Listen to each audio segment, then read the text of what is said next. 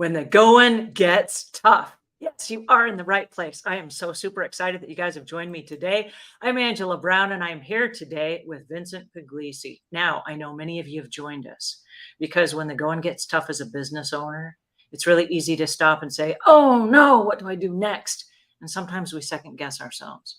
And sometimes we think about quitting. And sometimes we annihilate our reality with things like alcohol or sleep or the internet, or we get out and we put on a pair of running shoes and we just go off for long distance runs and hope that our business will just kind of fade off into the background. And then when we come back, we're like, and now what? What now? And I love it that Vincent has joined us today, because one of the things that's exciting about what we're doing today, Vincent is a wealth coach, and he works with the cream of the crop of business owners, and he brings them to find their financial freedom by expanding their horizons. So when the going gets tough, what do you do next? And that's why we've got Vincent here. So Vincent, hello and welcome to our show today. Angela, thrilled to be here. So every time we talk, I get energetic and psyched up. So I'm excited for this. Thrilled to be here. Whatever you need to hear about who I am, I can give you the long version, short version. I'm like a cat. I've got 9 lives. So it's like, depending on which area you want to start with, but whatever you need to know about me, let me know. Well, the group that we have joining us today are business owners, and primarily entrepreneurs and cleaning business owners that have dug in and they've given their business their all. And now they're at a point where they are trying to avoid burnout. They're trying to deal with the pressures of every day. They're trying to figure out, I'm trying to grow and it's super stressful. And so the going has gotten tough.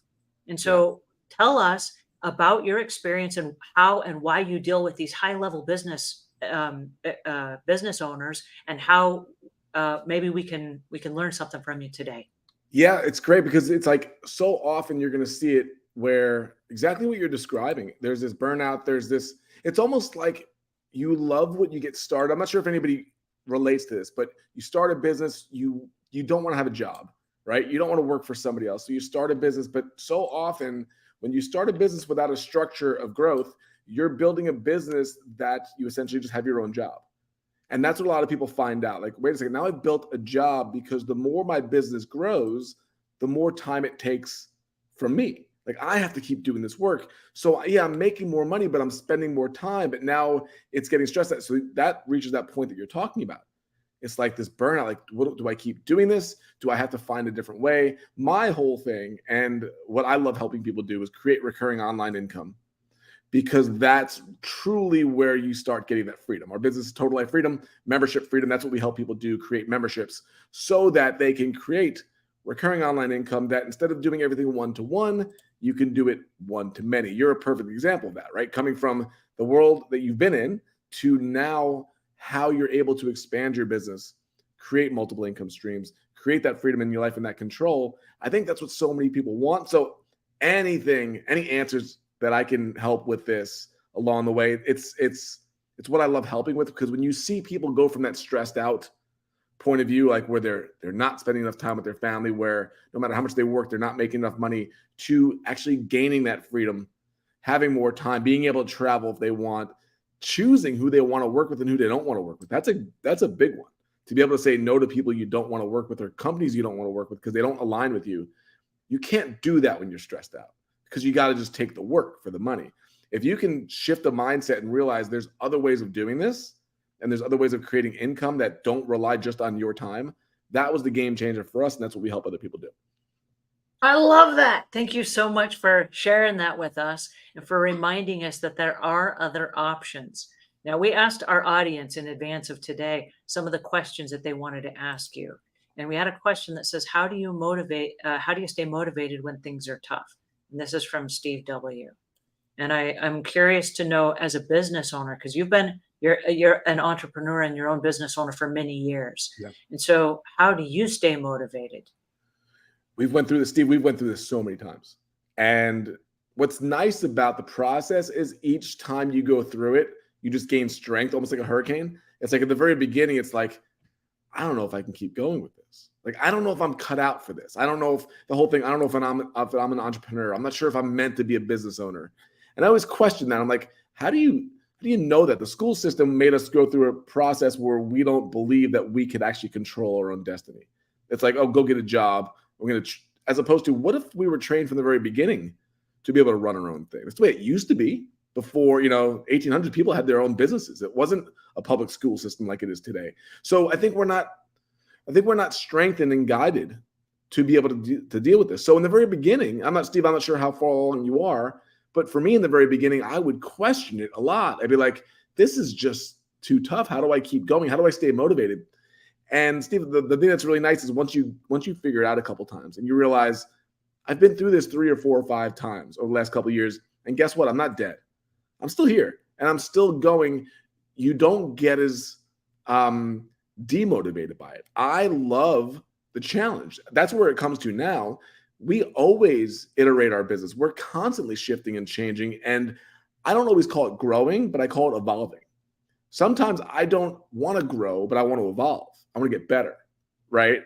So every one of those that's a growing pain. Every single one of them, I've learned to take that on and be like, this, what does this make possible? I've had a lot of mentors say to me, like, what, something bad happens, what does this make possible? And in those situations, it makes possible the resilience that you grow with, that you develop. You become stronger. You get a thicker skin. You also you learn that the criticisms that you get, those people go away. I think about the people that criticized me a year ago, or maybe something didn't work out. Life went on. Things got better. They're not around anymore, and they're not in my head anymore, but they were when it happened.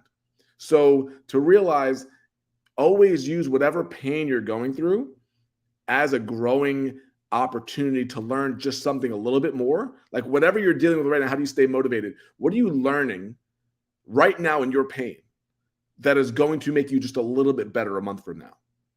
If you can keep doing that, you realize, the motivation always happens because I'm always getting better with myself and what I'm doing. That's how I do it. And I don't let the lows get very low anymore. And I also don't let the highs get very high anymore. That's been a big deal for me. I love that answer because that encourages us to keep looking for the silver lining in an awkward moment or a time where we don't feel like we're being very successful. I want to add one thing to Steve's comment. I'm going to give yourself permission to quit. And I say that because I have quit my business 5 times in a 30-year career. And when I quit, I was forced to go do something else. And as I did something else, I was like, oh yeah, I remember why I went into business for myself. I remember now why I wanted to do that. I remember why the pain of being in business for myself is so less than being in business with someone else or for someone else or working for someone else or working a job. And then I rehired myself and I said, wait a second, I'm going to start all over again. And now I don't fire myself anymore because I know that I'm going to come right back and I'm going to hire myself all over again. But give yourself permission to quit or to fire yourself. Because what has happened is, like, not too long ago, I got in my head and I was having a bad day. And I said, if I wasn't doing this today, what would I be doing? And then I said, actually, I would be doing the exact same thing. This is what I want to be doing. This is the job I want to be doing. And then I said, then why are you having a bad day? Well, I don't know. I just am having a bad day. Okay, then take a bad day or take a day off or take a wellness day, but then go out there and go back to what you're doing, because if this is truly what you love, then love doing it. And it's a different mind shift. Yeah. And so how do you stay motivated? You have to have honest conversations with yourself. And if it means fire yourself for the weekend, make sure that you're ready to hire yourself back again on Monday, because you probably have work to do. But give yourself a chance to look at that from both angles. So I love that. And with that in that line, I always view it as a pivot. Like we can use the word quit, we can use the word pivot. We're constantly pivoting. For me, quitting sometimes scares me, like I'm ending this, right? And I think there's a fear that comes with that. But the fact that I know that I'm always pivoting and there will be another pivot along the way, that gives me permission to change, like you're talking about. It gives me permission to reassess where I'm at. I don't have to say, well, the dreaded lines, well, this is the way we've always done it, right? Have you ever been in a job or a business? This is the way it's not working. You're going down the tubes. This is the way we've always done it. You're dead, right? You're dead in the water. But if you are always open to pivoting and shifting without having to completely restart, it allows you to take what you've done very well and keep that and get rid of the things that you don't want and improve. It's almost like, take a step back to go a couple steps forward. So I'm always looking for the next pivot because I want to stay relevant in whatever I'm doing. And think about business in 2018. It's way different than it is now. If we never changed or pivoted, we'd be like, this used to work so great. Why did this work in 2000s? And now there's so much more competition, so much more niche because you haven't adjusted and pivoted. So that's my point of view all the time. And when you say pivot, what an interesting word. I call it snag success. And to me, it's the same thing that Vincent's saying about pivot. But instead of pivoting, I say snag success because I'm going to reach success in my business and then I'm going to hit a snag. And that snag is going to be my comfort zone. I reached the end of my comfort zone. And now in order for me to grow a little bit, I'm going to have to get back out of my comfort zone. And that's the snag.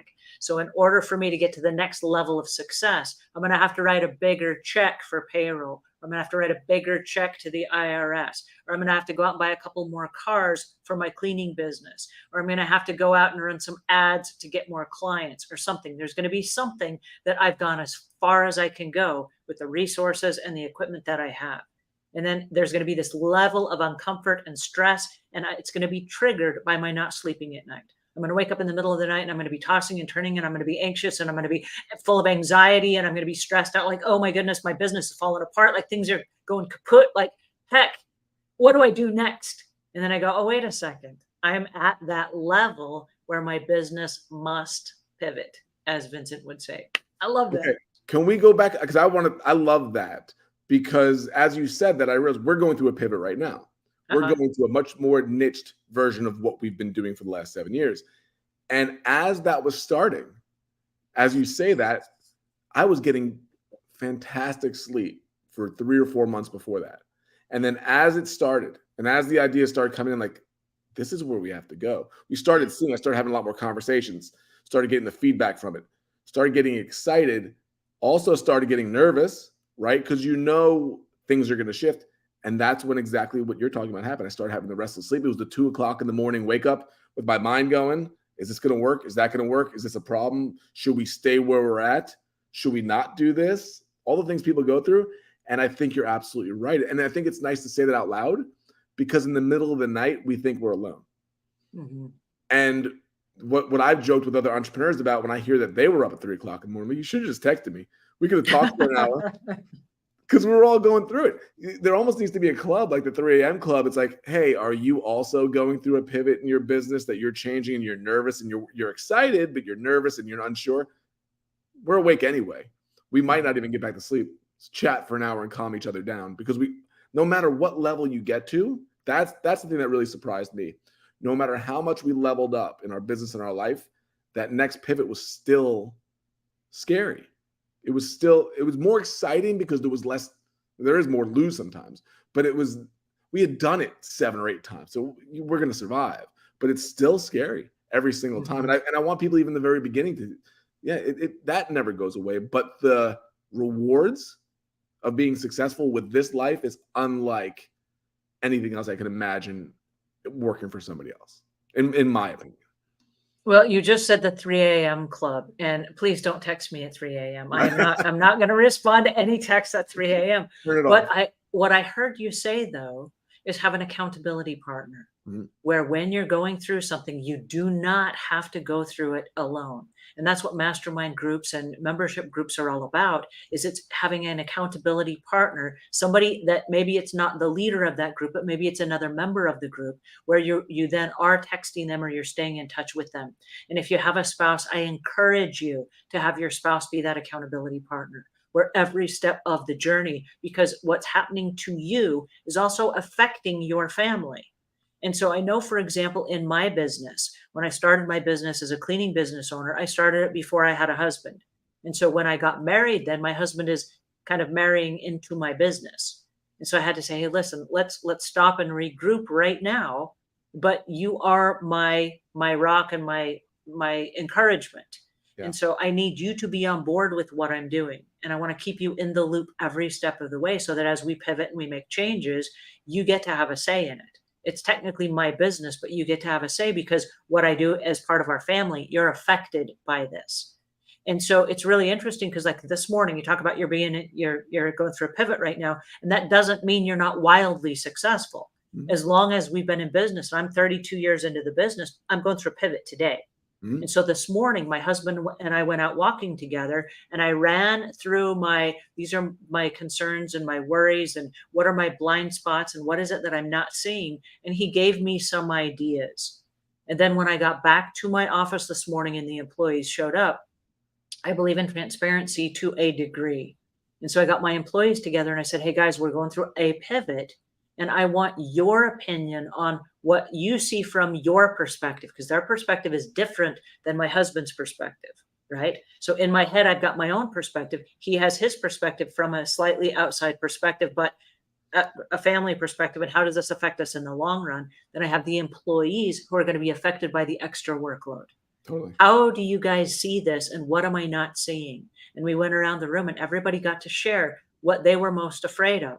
Here's how this might fail. Mm. And then here's how this might succeed. And if we were going to succeed, what do we have to do? And how does that affect what we're currently doing? And then we all went around the room and we were spinning ideas like, oh, I never thought of that. Oh, that's a great idea. Don't ever mention that again. Right. And we were sharing ideas then that now we have more information to go forward with than we did before. So if you are going through it alone, it might be because you haven't spun those ideas with other people. And before you go off and just say, oh, this is what we're doing now, I don't know. Maybe it makes sense to have a couple of conversations from a couple different vantage points so that when you do make that decision, it's an informed business decision that everybody that's on the team can live with. So true. It's funny within our group, and I'll talk to people about this, and we get in our own heads, right? We're talking to ourselves so much. And I finally started saying to a bunch of people at different times was, you're talking to yourself more than you're talking to your people. Meaning you're having way more conversations in your head and you don't really know if it's a good answer simply because it's just you giving the answers. But if you can talk to other people, like have those conversations, first of all, you're going to relieve fear. You're going to build trust. Like you said, you just probably built a whole lot of trust with your team by saying, this is what we're going through. This is what the changes are. What are your thoughts? You gave them ownership.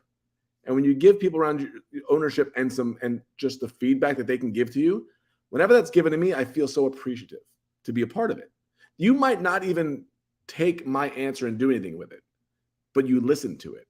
Huge part of it. But we're sometimes, especially when we're struggling, we're on our own, we're in our own head. We don't want to talk to anybody else because we're embarrassed. We don't want to show fear or weakness. So we talk to, and we make decisions in our own stressed out mind.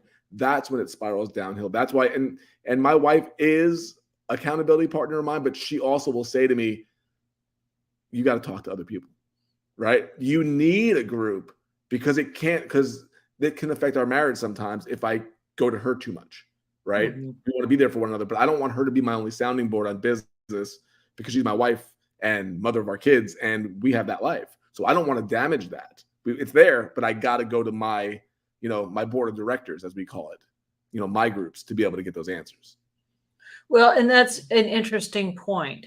Because who do you go to when you have questions and you're specifically looking for, I don't know, a certain set of feedback? We have a question that came in along that line where Kate says, clarity coach, I need one. Is there such a thing that services small cleaning companies?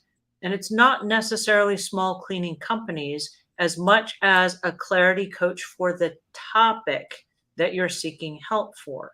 And I say this for the reason that, and I'm going to ask Vincent about this in a second. But one of the things I've noticed for my business is if I have accounting issues, I can go to my spouse, and my spouse happens to be a finance manager. His background and his education is in finance, therefore he can help me. But if I'm going for health food information, he's probably not the expert. Yeah. And so instead of him being my clarity coach for health and nutrition, I might want to go to a health and nutrition coach who specializes in that. Yeah. Because even though I love my husband and I want to go to him for the advice or the accountability, there might be a clarity coach that could help me that has a background in the thing I'm looking for. And I wish there was one coach for everything in your business, but there's not. And one of the things I've discovered over the years, there could be a social media coach. There could be a marketing coach. There could be an employee and hiring, recruiting, training coach. There are different types of coaches based on different specialties that your business must go through in order to survive. What's your take on that, Vincent? No, I totally agree. And the more it's becoming a specialized world. It's becoming a niche. I remember reading The Long Tail 20 years ago, and I couldn't even understand the world of like, there's this long tail economy where we were in this world. I grew up, 4 TV stations, right? And then cable Mhm. came along. And why would we ever need that many channels? I don't know why we do now anyway, but then it's 600 channels. But it used to be, 3 media channels or a handful of business coaches or general business information. Every year that goes on, you're seeing it niche down more and more. Like you just said, there are ones specific for these different areas. And the more time goes on, the more we see this, that's where the benefit of finding somebody specifically for what you're looking for matters, not just a general life coach or general business coach, because that's just too broad, right? They could Mhm. be coaching somebody on how to run a brick and mortar ice cream shop, right? That is way different than what you might need in terms of clarity from your cleaning business. So the more tied into you are to your community, the more powerful your network is, the stronger those relationships and those referrals are going to be, because choosing from Google isn't the way I would do it. I would choose from word of mouth and from content that you believe in. Like when you're, Angela, like when you're putting out consistent, great content, right? That builds trust. When you also coach people and change their lives, those people will talk about you when you change their life. Mhm. So that's where I would start. It's like, hey, who in your industry do you trust that has maybe hired this type of person? Or who's creating content on a consistent basis, not over the last just 3 weeks and paying for ads for it, that you really resonate with their message? That's where I would start. And along with what Vincent just said about finding the coaches in that area, that's where you also find the help. And the same is true. Instead of hiring one employee and hoping they'll do all the stuff, I've noticed as we've really narrowed down and become kind of a gig industry over the last couple of years, we can outsource different elements of our business to people who specialize in that one thing. I know that when I started a YouTube channel, one of the things that we wanted to do was we wanted to have transcriptions for all of the videos that we created. And those are the little words at the end of every video that allow you then to use closed captioning that translates that video into 191 languages. But I knew that I wasn't the person to sit there and type out every word of every video we created.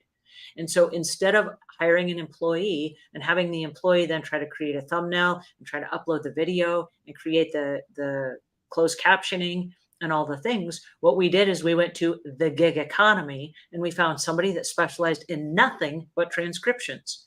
And so we paid them $8 and they would do the transcriptions. And then the next day we'd pay them $10 and then we would pay them $14 or $6 or however long the video was. And the only thing they ever did for us was the transcriptions. And so starting to think of, instead of me hiring a whole person to do a whole series of jobs that they kind of may be not very good at, Mhm. what is the one thing that I need to get off my plate right now? And can I hire somebody to do just that? And one of the things that I've discovered, and this comes up where when the going gets tough and I'm super stressed out as a business owner, I feel like I have to wear all the hats.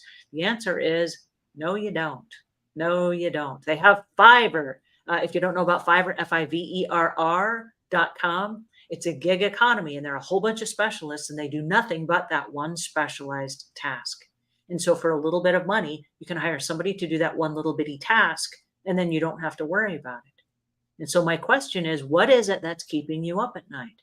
And then instead of having a clarity coach about here's how to get your business all crystal clear, my question to you is, what do you need to be clear about? Mm. And then write it down. And in my business, we do 15-minute segments. Every 15 minutes, stop and say, what am I doing right now? Am I the best person to be doing this task right now? And in our business, we do social media and we do marketing and advertising and inventory and cleaning and hiring and training and recruiting and all the things, right? You don't have to do it all. You can hire somebody to specialize in that one little tiny area, and then you can find a coach in that particular area to help you. Going back to what Vincent said, they have probably a whole network of people they could recommend. And you're going to find some really good people that specialize in that particular thing so you don't have to do it all yourself. Totally. And what's really cool about what you said is like as I'm thinking as you're saying this, and I'm realizing what some of the people are struggling with, and you're saying hire a specialist. I think it's a twofold thing. I think if you hire a specialist while becoming a specialist, you're going to get things right. Meaning, if we're talking about the cleaning industry, because I've coached many cleaners on this as well. You can be a general cleaner in the Pittsburgh, Pennsylvania area, right? Now you're going to drive all over town. Your referrals are going to be tougher because, hey, one's up in Squirrel Hill, one's down in Bethel Park, and one refers you. Don't want to keep driving an hour and a half. What if you became a specialist of an area? Or what if you became a specialist of a certain type of house or building? When you can hone in on that neighborhood and you become known in that neighborhood, the referrals all come back to you because 5 or 6 of the people living there have used you, trust you. Now you're not going all over the place anymore. Maybe it's a certain income or house price that you work above. I'm not sure what it is, but the more you become a specialist in your own world, and like you're talking, like Angela's saying, you're hiring the specialist to do the things that you're not great at. Now you become known for something. You get and you know this, people pay more for a specialist. It's just the world that we live in. We don't pay as much for a generalist. So even within your own business, I've met many cleaners in this world that they're just taking whatever work can come in, as opposed to doing the hard work of saying, what am I specializing in? What am I the best at? What's my area? What do I know better than anybody else? How do I dominate a market? And I don't worry about being for everybody. I'm just for these people. You'll own it. And that will allow you to not only earn more, but to pay out the specialists like you're talking about. Well, and along with having the specialty comes recommendations, because we know in the cleaning industry, excuse me, when you specialize in something like I clean houses for moms with new babies. Yes. What happens is people start thinking, well, wait a second, there's a lady 2 doors down that just had a new baby. And then there's a lady right around the corner that just had a new baby. Referrals. If you ask the question, who do you know who needs a house cleaner? Well, I can't think of anyone. Right. Yeah. But when you say moms with new babies, they start thinking about, well, I know a pregnant lady and she's due any day now. And I know this lady and that lady. And suddenly they have 3 referrals for you. And it's just a matter of them reframing and narrowing down on that niche. So, And yeah. guess who moms with new babies hang out with? Other moms with new babies. I went to the mall just to write a couple of things about a month ago, and guess who was there right in front of me? About 11 moms with the baby strollers, and they were all doing their exercises. Guess what? Imagine if one of them was like, thank goodness. It's been driving me crazy. The house has been a disaster. We got this new cleaner. She literally specializes in moms with new babies. And the rest of them be like, what? Huh? Who's this? Can I get their number? Then all of a sudden 7 emails coming like, how did business just get so easy? Well, and what's true about what Vincent's saying, and this is interesting, if they're hanging out at the dog park together, and you're talking about dog owners, or they're hanging out in the park together and it's moms with new babies, what's true about that is they all geographically live in the same place. Yep. We're not talking about people that drove 45 minutes so they could come hang out with the moms with new babies, right? These are neighbors. These are people that hang out together, and they do recommend each other. So if you've networked in on I clean houses for school teachers, what happens is they put your bulletin up in the break room at the school. And if you live in a school zone, you're going to get all the house cleaners that work at that school. And they all have something in common, and you're it. That's it. besides work. Yeah. More referrals, less driving too. When you could do a geographic area, like we live in Lakewood Ranch here in Florida, and it's a really nice area. Where if you specialize just in this area, you're driving no more than 10 miles to any. It's easier than, there was one over in Siesta Key that called me. Now we got to drive 15 minutes in traffic. Specialize. It's. I think so many times it's not taught to do that. I think it's so important. Awesome. Thank you for sharing that. Jake Van Ness says, Vincent, can you talk more about your board of directors? How did you choose those individuals, and how many are on that board? Great question, Jake. What's up, Jake? That's a great question. It's a hybrid for me. I have my own unofficial. Okay, I have a couple of versions of it. I have board of directors of people that don't even know they're on my board of directors. Like, there are people that I follow their work and I'll listen to them, and they are trusted people in my mind, even though I'm not personally connected to them, right? Maybe I'm that for somebody else as well.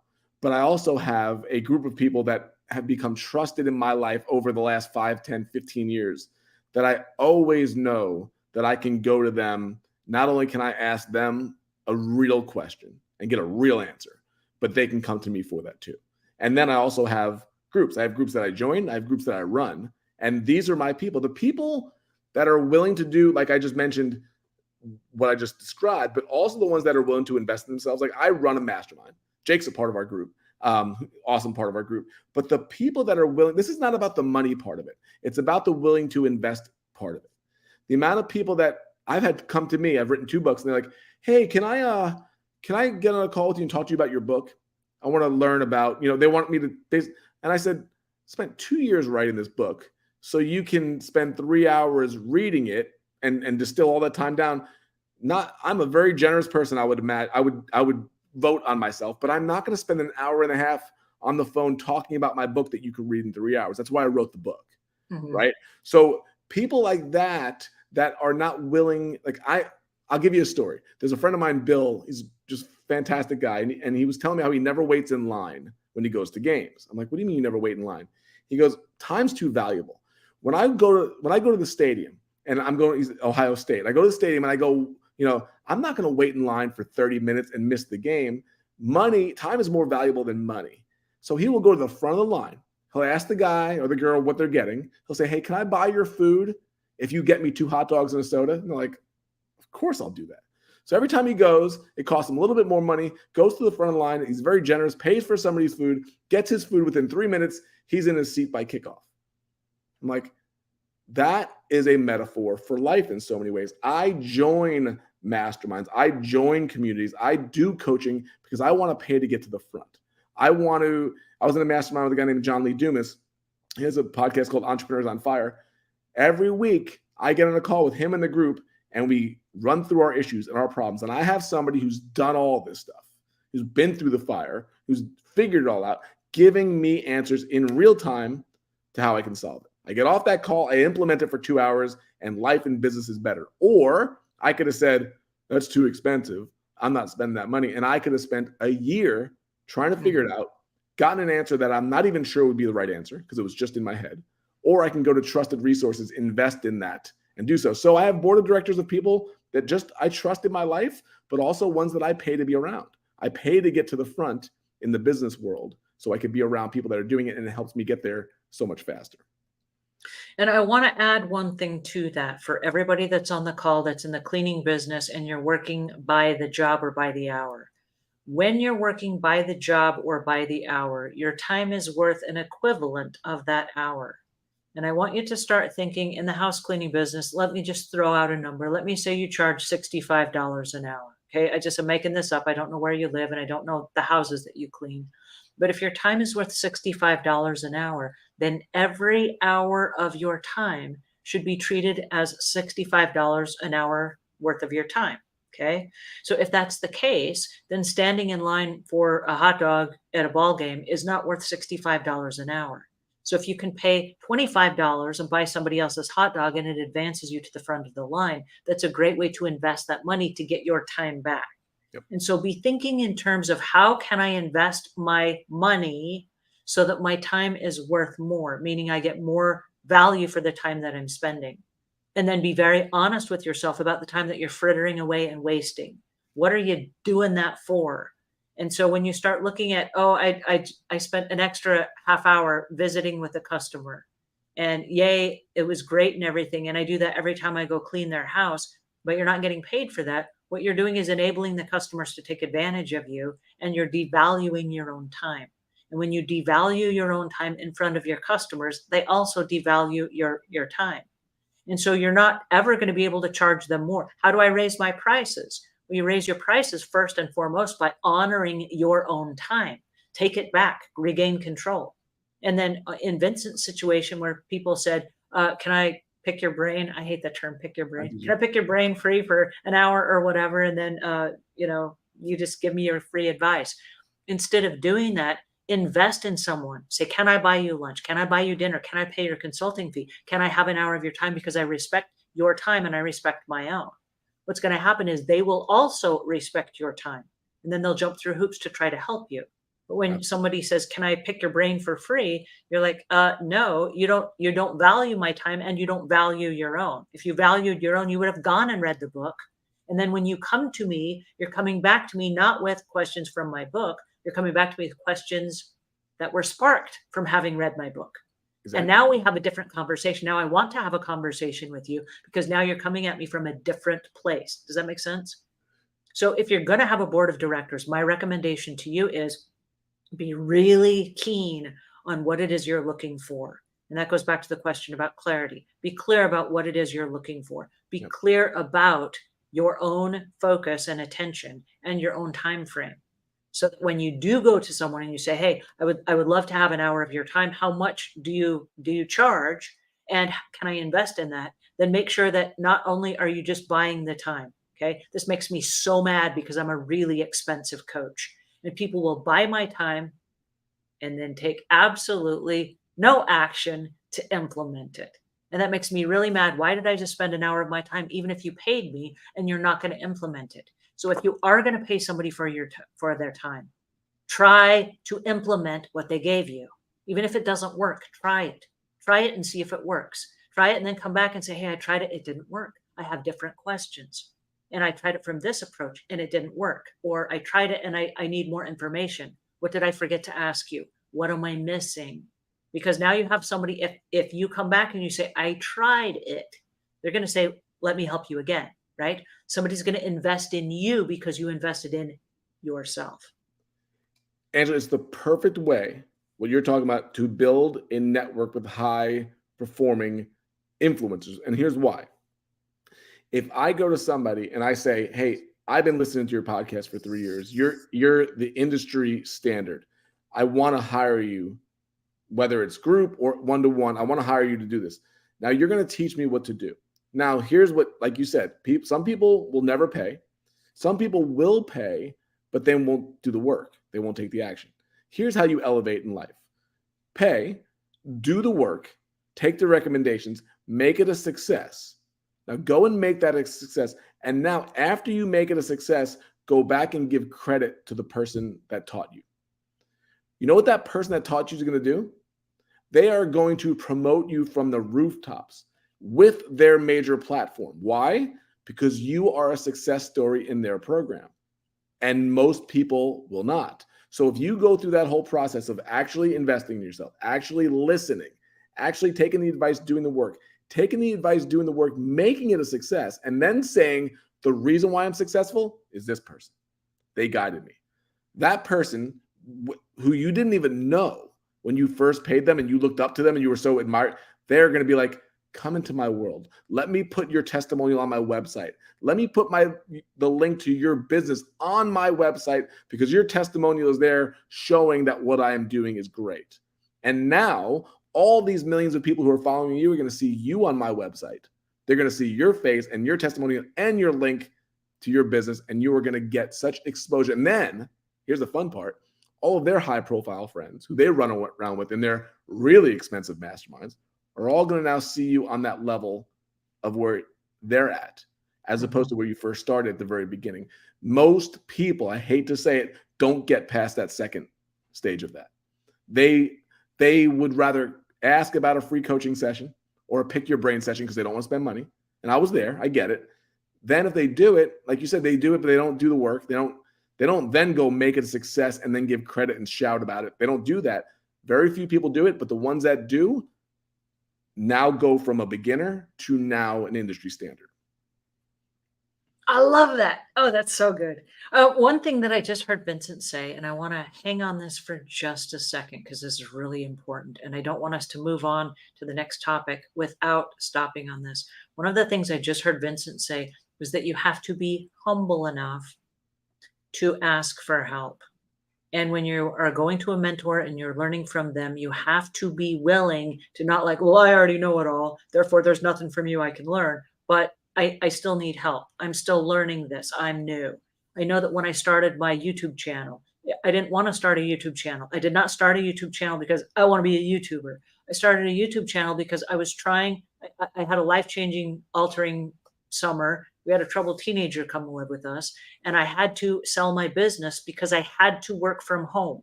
She was suicidal. She was destructive. She stole stuff from my clients. I couldn't take her on jobs with me. She assaulted one of my clients. I couldn't leave her with my clients alone. I couldn't even take her in public. Okay. It was really disastrous. And I was like, this is not working for me at all. And I had to sell my business and work from home. I don't know about working from home. I never worked out of my house. I'm not on the internet. I don't have a YouTube channel. Like, how am I going to do this?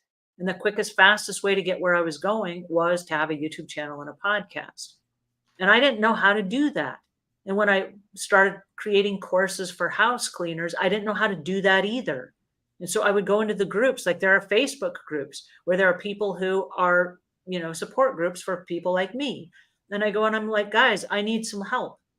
I'm a middle-aged housewife and I know about house cleaning. And I have this picture on my courses and I'm trying to make these words move over here. And then like I draw a little arrow. I'm like, how do I do that? And they're like, it's the cleaning lady, right? And then they would take pity on me. They're like, she's asking questions. She's asking for, this piece of software like Canva. Canva can make you do this or whatever. And then they would give me tips and pointers. And then I would come back and I'm like, yay, it worked. And I get like clappy hands, like, yay, I learned something new. And they got so excited by watching me learn. Like, can you teach an old dog new tricks? And the answer is yes, you can. I'm living proof. I'm an old dog and I learned new tricks, right? But I kept going back and I kept saying, I learned and then I did it. Check it out. And they would look at my website and they're like, yay. And then I would come back and I would say, but now at the bottom, there's this weird thing and I don't know how to get rid of that. Here's a new picture and this I'm trying to make erase. I'm trying to get rid of it. How do I do that? And they're like, it's the house cleaning lady, right? And then they would take pride in helping me. And none of them were in my industry. None of them had anything to do with me. And none of them had nothing to gain. None of them would gain anything from helping me. And a whole bunch of people came to my aid and my assistance. And then we've become friends on the internet now. And we followed each other around in our different businesses. And all of our businesses are really different. You talk about how do you gain a mastermind of people that you want on your board of directors. You're going to collect people along the way that are of like mind. Just be who you are and be the best version and be humble about the person that you are. Because if you're willing to learn and then you apply it and then you go back and you're like, yes, I did it. And I learned, people are going to go, yay, good for you. I'm so happy for you. Right.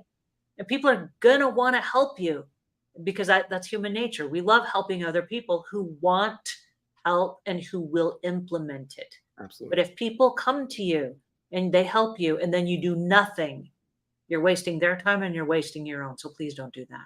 Totally. And just shout out to Angela. Angela was a guest on our mastermind yesterday.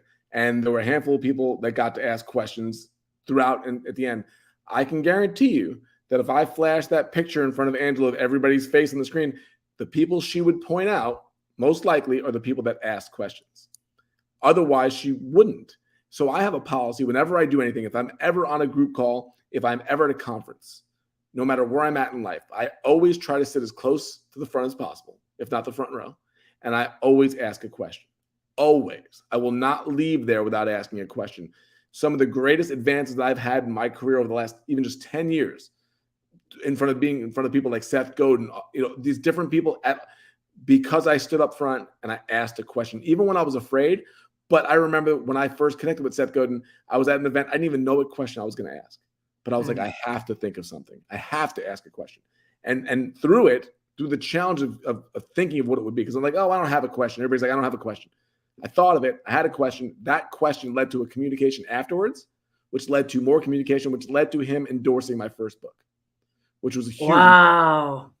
Only because I paid $1,000 for an event in New York City to go. It was a one-day Q&A. And I sat in the front and I asked a question. That question led to a conversation. The conversation led to a relationship, which led to the endorsement, which led to when the book was published, it was like his name was more important on the front than my name. I'm a first-time author. The amount of podcast guests and speaking gigs I got because people saw that book and saw his name as the endorsement was unbelievable, but would never have happened without that first question and doing exactly what you just said. So I love that. Oh, I love that. So Steve asked a question. Jake asked the questions. It's like you said, there comes a point as a teacher where there's nothing that matters more than the success of the people that you're teaching.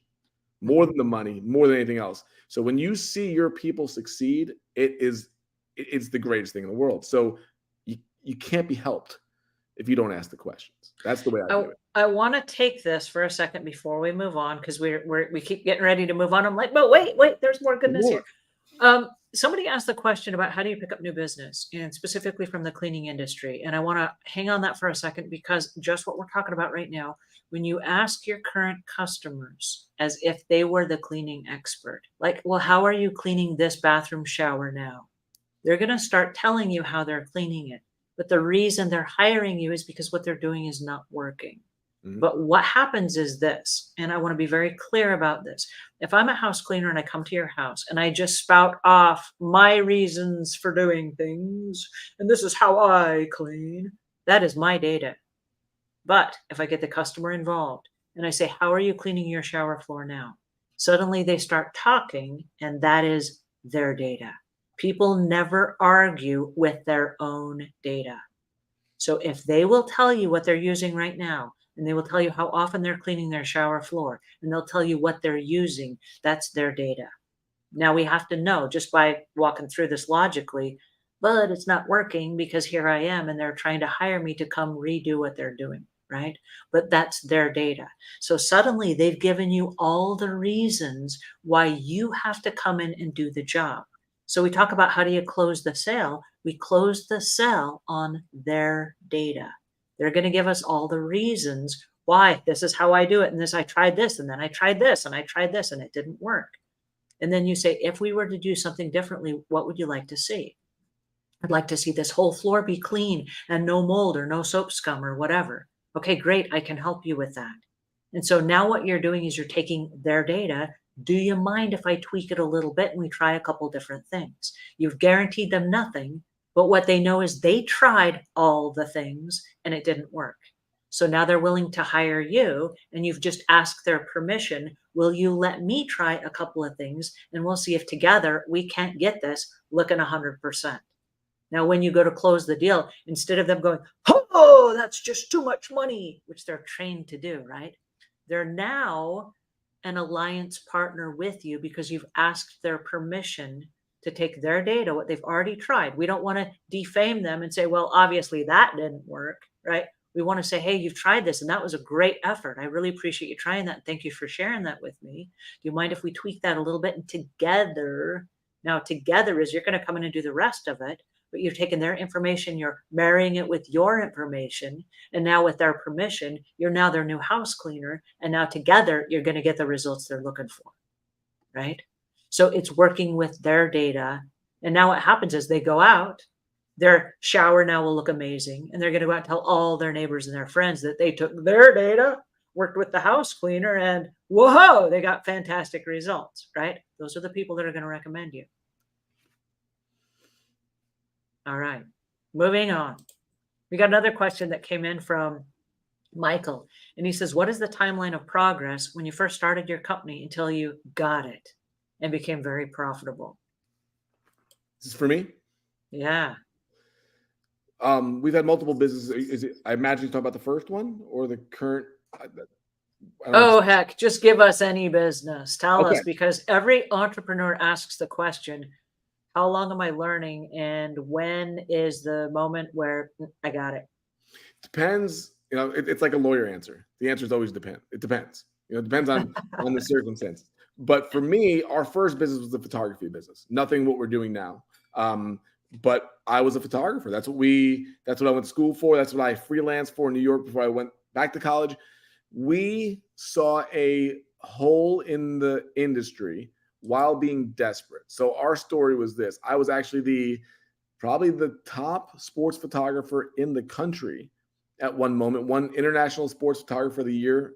So, which you can give me applause, but I was making $32,000 a year and I was stressed. It's one thing to have a plaque on the wall. It's another thing to have a wife that's 8 months pregnant with your first child and you're making 32 grand a year. And at the same time, you're winning the biggest award in the industry. It was kind of a little bit empty. So I went to my boss because we're having a baby and I win all these awards and this was going to be my big pay increase, right? So if it was 10%, I would have been thrilled.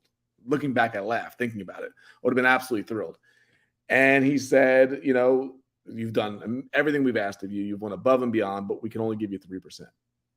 I remember just this rush of like heat in my body. Like, I can't raise a child on this. My wife wants to stay home. She was working, she wants to we didn't want to put him in daycare right away, especially. What do I do? And I went home and I called my dad because I was lost. I mean, truly lost. And so my dad had his own business. So I'm thinking, okay, I could work for him a little bit. This is before we ever started. This is literally how our first business started. I could work for him for a little bit, just making some money for diapers and formula. That's all I was thinking about. And so I asked him if I could work in his business. He was in New York. We were in Indiana at the time. And he said no. So I'm sitting there on my bed and I'm like, this is the worst day ever. I get a 3% raise for being international sports photographer of the year. And my dad is turning me down for work. Like, I can't even work with him. But then he said something that changed my life. He said, I've been trying to tell you this for years. You haven't listened. Maybe you're going to listen now. Because I was kind of stubborn and arrogant. And aren't we all at times? Aren't we all? Yes. Me more than others many times. He said, you have a skill, but you're not using it correctly. Those words changed my life. I was like, all right, what do you mean? What do you mean by that? And I want to blow past that. What do you mean? And he said, you've become a really good photographer over the last 6 years. You weren't in the beginning. You worked really hard, but you've become a really good one. Now you're acclaimed and you're doing great work, but you're settling. And when your dad tells you you're settling, that's a hard thing to hear. You're settling for $32,000 a year in benefits. So what do you mean settling? He said, you could do anything you want. You could shoot weddings. You could shoot corporate work. You could shoot commercial work. You can teach. You can write a book. You can do anything you want to do. And you're settling for $32,000 a year in benefits. And I was like, what do I do with that? So I'm like, we're going to start a business. Because I'm like, for 3 years, people had asked us if we shot weddings, but we're too good to shoot weddings. We're journalists in our minds. The journalists were too good for that. We don't shoot hokey weddings. But then I realized at the newspaper, we would get phone calls from people saying, hey, does anybody there shoot weddings? I'm like, no, I'm a journalist, right? I'm not doing that. But then I started realizing there's these people in our town, we were in Indiana, that were making $4,000 a wedding. This is 2004. They're making $4,000 and they're not nearly as experienced as we are. They've been shooting for 2 years. I've been shooting for 7 years. And I'm like, wait a second. And then I started doing the numbers. And then the next time the phone rang, somebody said, did anybody shoot weddings? I said, yes, we do. We didn't even have a portfolio. I pulled out pictures from our newspaper assignments that had weddings in it and created a little wedding portfolio. And within a month, we booked our first $3,000 wedding. And then I went to the bathroom and I was like, I'll never forget looking at the wall, be like, wait a second. If I did 12 of those a year, that would be as much money as I make as the both of us. No, 2 a month would be as much as we both make, Elizabeth and I combined. 1 a month would be the same amount of money, more take-home pay than I get working 22 days a month at my job. And traveling. And traveling and the stress and all the wear and tear and in my car. Literally, I could drive to one and location. Standing in the rain, taking pictures at those games. I've heard your podcasts. Oh, but doing news assignments and getting yelled at by the residents because you're not, all this stuff. And so we said, this is what we're going to do. So we had a lot of growing pains in the first year, but we literally figured out so quickly. We had a skill that we weren't using correctly. We used it in the same equipment, same skill set, same mindset. One earned me $92 a day. One within 6 months earned me $4,000 a day.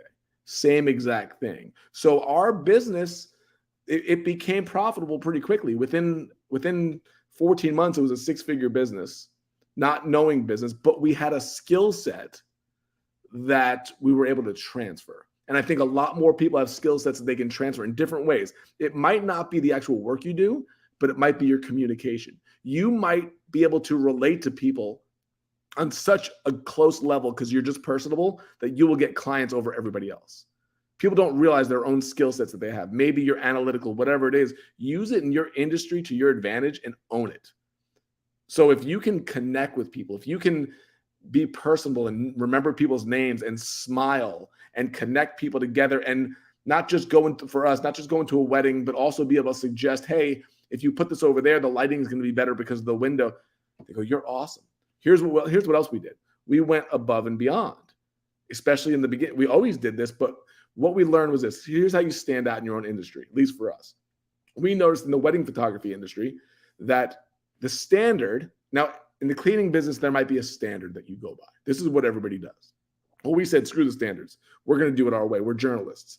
So every wedding photographer in our town would show up right before the bride got the dress on, and they would wait until, the reception starts and all the fun dancing starts. After about 2 or 3 songs, all looks the same. They pack up and they leave. They go home and watch whatever TV show's on. They want to be done for the night. And we said, baloney. No, a wedding is a true story. And I remember our wedding, and it started early, mimosas or whatever it is, girls hanging out before the dress came on. And it ended at the end, because the last moment from our wedding was great. Everybody was in a circle. They were dancing and singing, but the photographers are never there for that. So we said, here's what we're going to do. We're going to tell a story, a true story, start to finish, to one price. Here's what it is. There's no add-on, hours. Here's what it is. And we are going to give the best story you could ever see in photographs. That was our motto. Well, what happened is this. Yeah, we would work a couple extra hours than everybody else. But what happened was, at the end of the night, and the lights went on in the ballroom, and the mom and the bridesmaids and the bride noticed that we were still there, and we were standing on chairs up in the balcony getting these pictures of, they started crying, literally crying, like, I cannot believe you're still here. The sister would be like, my photographer left at 7:00. You were here till 11. We would have bridesmaids come up to us on the dance floor and be like, we're booking you for a wedding. How do we book you right now? We would literally get deposits. No joke. Checks written out when they weren't planning on doing it for the deposit for their wedding 9 months later. That's how we stood out in the industry, by doing what other people weren't willing to do. So I think that's transferable to any industry. If you're willing to use your strengths and go and do what the other people in your standard industry aren't doing. There are 2 things that Vincent just said, and I want to highlight both of those before we move on, because I don't want to miss them. The first thing that he said, and it's the second thing that he said, was do things that other people are not willing to do. And because he was willing to spend a little bit of extra time, maybe it was a lot of extra time, he was able to pick up a whole lot of business by building that know, like, and trust factor within people who wanted what he was offering. In the house cleaning business, it's a little bit different, because either you're bidding by the entire job or you're bidding by the project. And so you might not be able to give all the goods for the same price. So your pricing strategy might be a little bit different. But what I hear Vincent saying is, if you're willing to do what other people are not willing to do, you will have no lack of business, right? Which is what he did for his business in a new industry, where he took something that he knew, he took his skills, he tweaked them a little bit, and then he made that his income. And then he was willing to do what other people were not willing to do. From the time they said, nah, we don't do weddings, like, that's below us, to saying, I'm going to be the best photographer at weddings that I can be. And so he embraced that, and he leaned into it instead of leaning against it. Or instead of, in his mind, he's kind of like, oh, I'm too good for this or whatever. He embraced that, and that became the essence of his business. So I love that. The second thing that I want to bring up that Vincent mentioned was be willing in your business, because when he was taking the pivot for him, and this goes back to the pivot we were talking about earlier, where when he was going from this is the skill that I've always done to we don't do weddings, there was this maybe glitch in his mind, not that weddings were bad, but that it wasn't quite what he wanted to do. And this is true in the cleaning business, where people will say, I've got all this clutter in my house. We're like, we don't pick up clutter. Like, that's not what we do. We're just cleaners. Why don't you instead do exactly what Vincent just recommended and create a package where you do, in fact, pick up clutter? In the cleaning business, we have what's called the Mommy's Helper package. And there's no cleaning at all. It's doing exactly that. It's doing what other house cleaners are not willing to do, where you go in and you say, we'll show up every single day for 45 minutes to 1 hour. And we will drop by and we'll put away the breakfast dishes and we'll wipe off the kitchen counter. We'll take the laundry out of the dryer and we'll fold it and put it away and put the next load of laundry in the wash. By the time we leave, we're ready to take that out and put that in the dryer and hit dry before we leave. But they'll take the dishes out of the dishwasher and put those up in the cupboard. They'll take the dishes out of the sink and put those in the dishwasher. They go through the bathrooms and they hang up the towels that are on the floor, or they throw them in the hamper. And then they tidy up, pick up clothes and shoes and stuff, pick up around the house. They're not doing any cleaning at all. We're not sweeping and mopping floors. They're not cleaning out toilets. They're not doing any of the maintenance cleaning. They're just tidying up because other cleaners are not willing to do it. And for $55 to $65 a day for that one 45-minute to 60-minute window in the morning, they drop by every day, same house, every day, every day, every day. They've picked up an extra $300-$400 a week from doing the Mommy's Helper package alone. So I hear a lot of house cleaners saying, well, no one's hiring, or they already have a house cleaner. Did you know you can sell a Mommy's Helper package to a house cleaning company or a family that already has a house cleaning person that comes to their house, but their house cleaner does not do that. Therefore, they will hire you to do the Mommy's Helper package. And then guess what? The same thing is true. After you've been doing it for a minute at their house, they're going to go, wait a second, your service is fantastic. Why do I have this other company coming in when you also offer that service, right? So lean into those weird little uncomfortable things that you're like, I don't declutter. And a lot of house cleaners do. I know because we run one of the largest Facebook groups on in house cleaning, right? And I hear it all the time, like, I'm just going to like vacuum around your clutter. Why? If people have clutter, offer them a package. Make it worth their time for you to come in every day. And as you're growing your business, hire somebody new to come in and just do the Mommy's Helper packages. Get 5 Mommy's Helper packages on one street and just have the person do 1 hour and then the next hour and the next hour and the next hour, and their whole entire day is just helping that little section of the neighborhood. The word gets out so fast, and you'll be hiring more people and more people and more people, and you can fill in the gaps of your business with figuring out these little tiny projects that other house cleaners are not willing to do. Totally. And one more thing to add. You keep doing one more thing. I know. Do not be afraid to embrace this even within your website and your social media. What we did to take advantage of this. So what we did, Angela, was to what you're talking about in our industry. We realized it was the last hour of the wedding that stood out. So we sat down, like, let's do a thing on the website called the last hour. So we made a tab at the top of our website and said the last hour, and it was essentially all of those amazing pictures that happened just in the last hour of a wedding that no other photographer was getting because they were leaving. And brides were hiring us because of that. And it forced our entire industry of our town to change the way they did business. And they got mad at us because they were like, now we got people wanting us to stay later because of the pictures that you're doing. But that got us for 2 years, elevated work, and it jumped us to not only the top of our industry, but the highest price point too, because we had a specific group of people that we're going towards. So we didn't just do it, we did it, and we're thrilled to highlight it within our own platform to show why we're different. Well, and one of the things about that, being willing to create the new norm, is what happens is you are the industry expert then.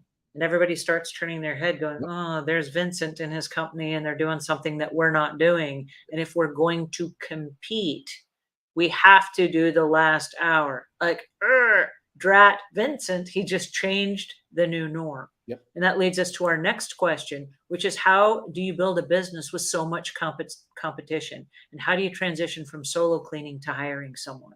So I want to talk about the competition for a second, because there's competition in every industry, and yet there isn't, because there's only one version of you, and you do you better than anyone else. And so I love the fact that I get asked all the time, oh, there's so much competition in my area. There is, and then there isn't, because no one can do you like you can. Vincent, tell us about competition. That I love this question because you're right. Every industry has it, no matter where you go. We'll beat it, to death. But the idea of niching down in this space is essential, right? You can say there's competition in coaching until you go, okay, well, there's life coaching. Wait, there's business coaching. Wait, there is business coaching for 6-figure entrepreneurs. Wait, there's business coaching for 6-figure entrepreneurs that want to build a membership. Oh, wait, there's every bit that you go down, you eliminate just about everybody else because the competition isn't doing that. And if you can't decide on that, and the problem with niching down is people just have a hard time because they're so afraid of losing out on clients. They're so afraid of losing on potential clients, where they don't realize there's competition in the cleaning industry, as broad as you can get in terms of a term in business, the cleaning industry. Give me a little bit more, tighten it up. Cleaning industry where? Doing what? Doing what? How specific? How are you different? When you, like you said, there's only one you. There's only one way that you're doing things. If you're doing things the way everybody else is doing things in the same manner with no differentiator, yeah, you're going to be in that realm of people that are struggling because you're just in a sea of sameness. You have to sit down and figure out what the things that differentiate yourselves. What do you do differently? Is it the way that you communicate? Are you quicker in responding to people? Do you go out of your way in terms of customer experience that other people don't do? Whatever it is that you do better. Maybe there's a certain style of cleaning, I don't know, that you might do that other people don't do. Whatever it is that you stand out with, you have to take that, you have to own that, and you have to 10x that part of it. And you need to own, now you don't have competition, because if there's a certain style that you do and you do it in a certain manner and you have these standards to your business and you do it this way, you're not in the cleaning industry anymore. You are in this specific niche of the cleaning industry. And then hey, these are only the people that I work with, right? These are the type of people. That's how I have to interrupt right there because Vincent just said something really important and I don't want us to miss it. He said, you're not in the cleaning business anymore. And that is true when you realize, and this happens in every cleaning business, when you realize I'm not in the cleaning business at all. I'm in the people business, and I also happen to clean, right? And so when your differentiation becomes, I've learned about people, I've studied about people, I can read people, I can understand the nuances when the energy in a home shifts, and I can tell they've just been fighting before I get there. And now I have to come in with a different sensitivity than I had when I came in to just, oh, get out of my way, I'm cleaning, right? Now you have to be sensitive to somebody who's there and maybe they're in tears and they need a couple of moments by themselves. You start in a different room of the house, right? You're in the people business and you happen to also clean. And so I love the fact when we're talking about cleaning and what is the competition, and the competition is true in every business. There will be competition, but are you competing with apples to apples? And I say this because I can take a hamburger and fries and I can put it on a little red and white paper platter. And I can charge $7 or $8 for that. And people go, yeah, that's a great value. I can take that same hamburger and fries and I can put it on a glass plate on a cloth tablecloth. And I can charge $28 for the exact same hamburger and fries because it's presented differently and it has a different appeal to a different audience. So when we talk about competition, what are you competing with?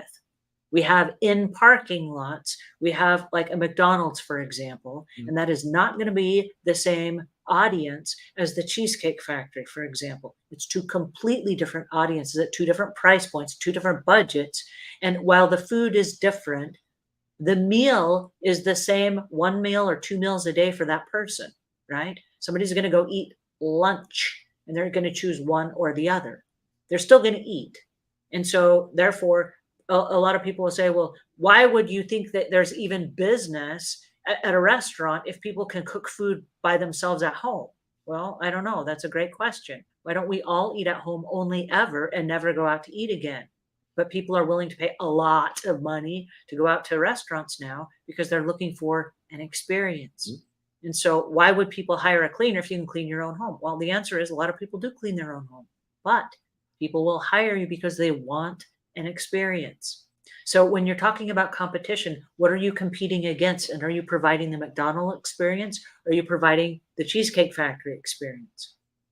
The reason I ask is because if you're not sure, guess what? You do have a problem with competition. Absolutely. And so you have to be crystal clear about what you offer, what your price point is, and what is the experience that you are providing to your customer. Because your customer will pay you based on the experience you provide. Now, it's also true. The same person, the same exact person that eats at the Cheesecake Factory one day might also go to McDonald's, right? And so we asked ourselves, why would someone kick me out and go hire a cheaper cleaner?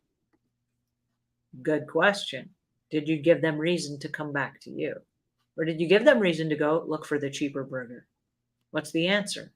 So if we take that in terms of cleaning, you got to be crystal clear about what it is you're selling. And until you know, you can't sell it. And until you know, no one else can sell it for you. Nope. So make your sales pitch so crystal clear that you know exactly what you're selling, to whom you're selling, what is the experience you're trying to provide, and make it easy enough that any customer that you've ever worked for can turn around in their own words and tell any of their friends, and their friends buy from you that experience. Totally. And you don't just want to, I think sometimes people can feel overwhelmed thinking they have to do everything. You don't have to do everything to stand out. Think about something like DoubleTree hotels. When you think DoubleTree, what do you think of? Angela, I mean, I'm not sure if you stayed. When you think of DoubleTree, is there anything that comes to mind? I think of a suite. Okay. What they're mostly known for is when you go there, you get chocolate chip cookies. You get fresh baked chocolate chip cookies. Now they don't, and that's the first thing. Every time I go, I'd be looking forward to the cookies, right? They don't say, okay, we're going to give you cookies, and then the next thing you're going to get, free massage, and then they're not trying to do everything. They're known for something, and you could be known for one thing. And like, how many times, does a cleaner do a job and then maybe send a note saying thank you for having me, be your client. Thanks for being your client. How often do people do little personal things for their clients to stand out? I think there's little things that you can do that can just, and I'm sure you have examples within your own industry of people that just do a certain little thing, a certain little touch that makes people remember who you are. That will keep retention and get you jobs more than anything you can imagine. If you just take one thing and make something a signature response that you do that other people don't do. I'm glad you brought that up, because I'm going to share something with you that I don't think I've ever shared on a mastermind or a podcast or even a YouTube video before. And I'm glad you brought it up. But we have a checklist that we use, and it's a very popular checklist, and it goes through all the rooms of the house, da, da, da, da, da. There's a little space at the bottom, and it's only just a little bit of white space at the bottom. And I leave that for me. And at the end of every job, every single job, I take my ink pen, because it's in my apron, and I write the words, "Thank you for your business." And then under that, "I appreciate you." And then Angela, and I sign it.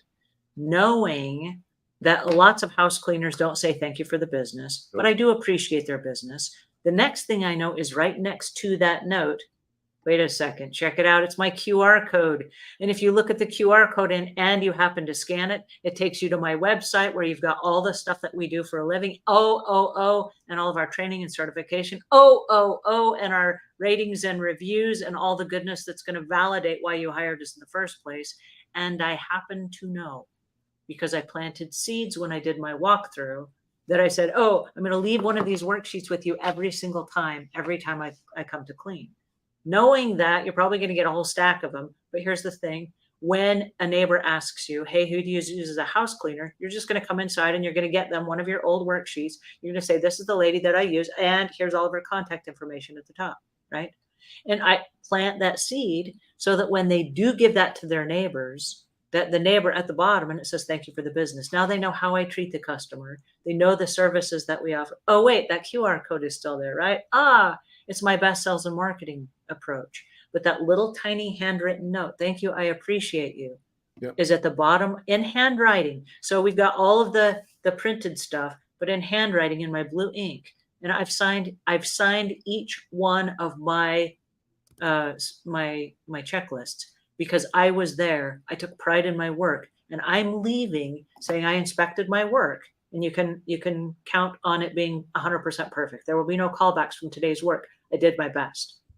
And you would be amazed. We live in a thankless world. Yep. And you mentioned how many house cleaners leave a thank you note. We live in a thankless world. People work really hard all day.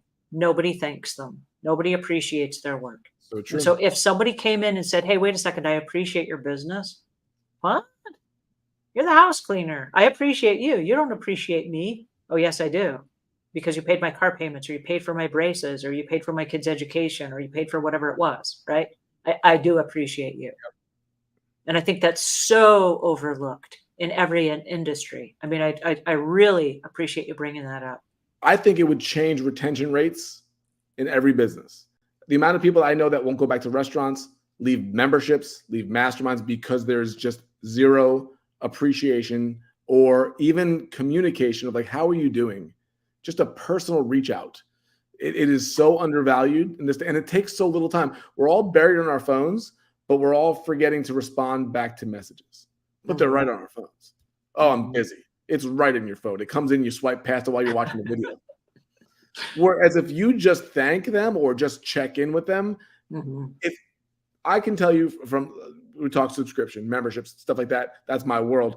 The ones that I have left, if there was a message somewhere within there, just checking in and just thanks. Hey, thanks for being a part. Thanks for the comment that you left. Thanks for coming. When I thought to cancel, I'd probably be like, no, I'm sticking around a little bit longer. I was appreciated as opposed to I'm just another number. And I think that's right there to that question. That's how you stand out.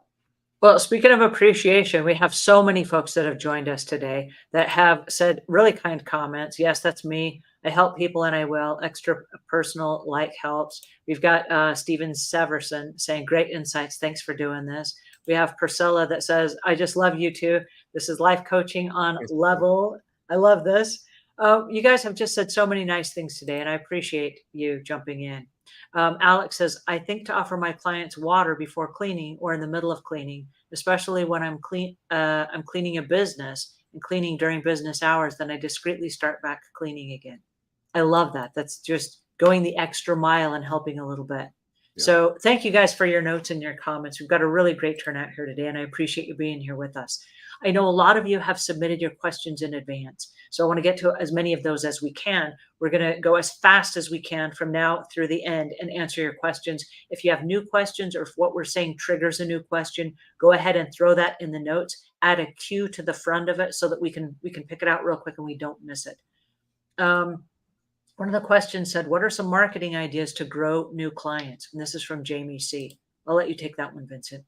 Yeah, it depends on, right? It's a general, I always go, it's my answer almost to everything. Like I love specifics in terms of marketing. And what I think Angela does with YouTube is brilliant in terms of marketing. It's a thing that we have not played around with until Angela kind of really kicked me in the butt to get moving on it.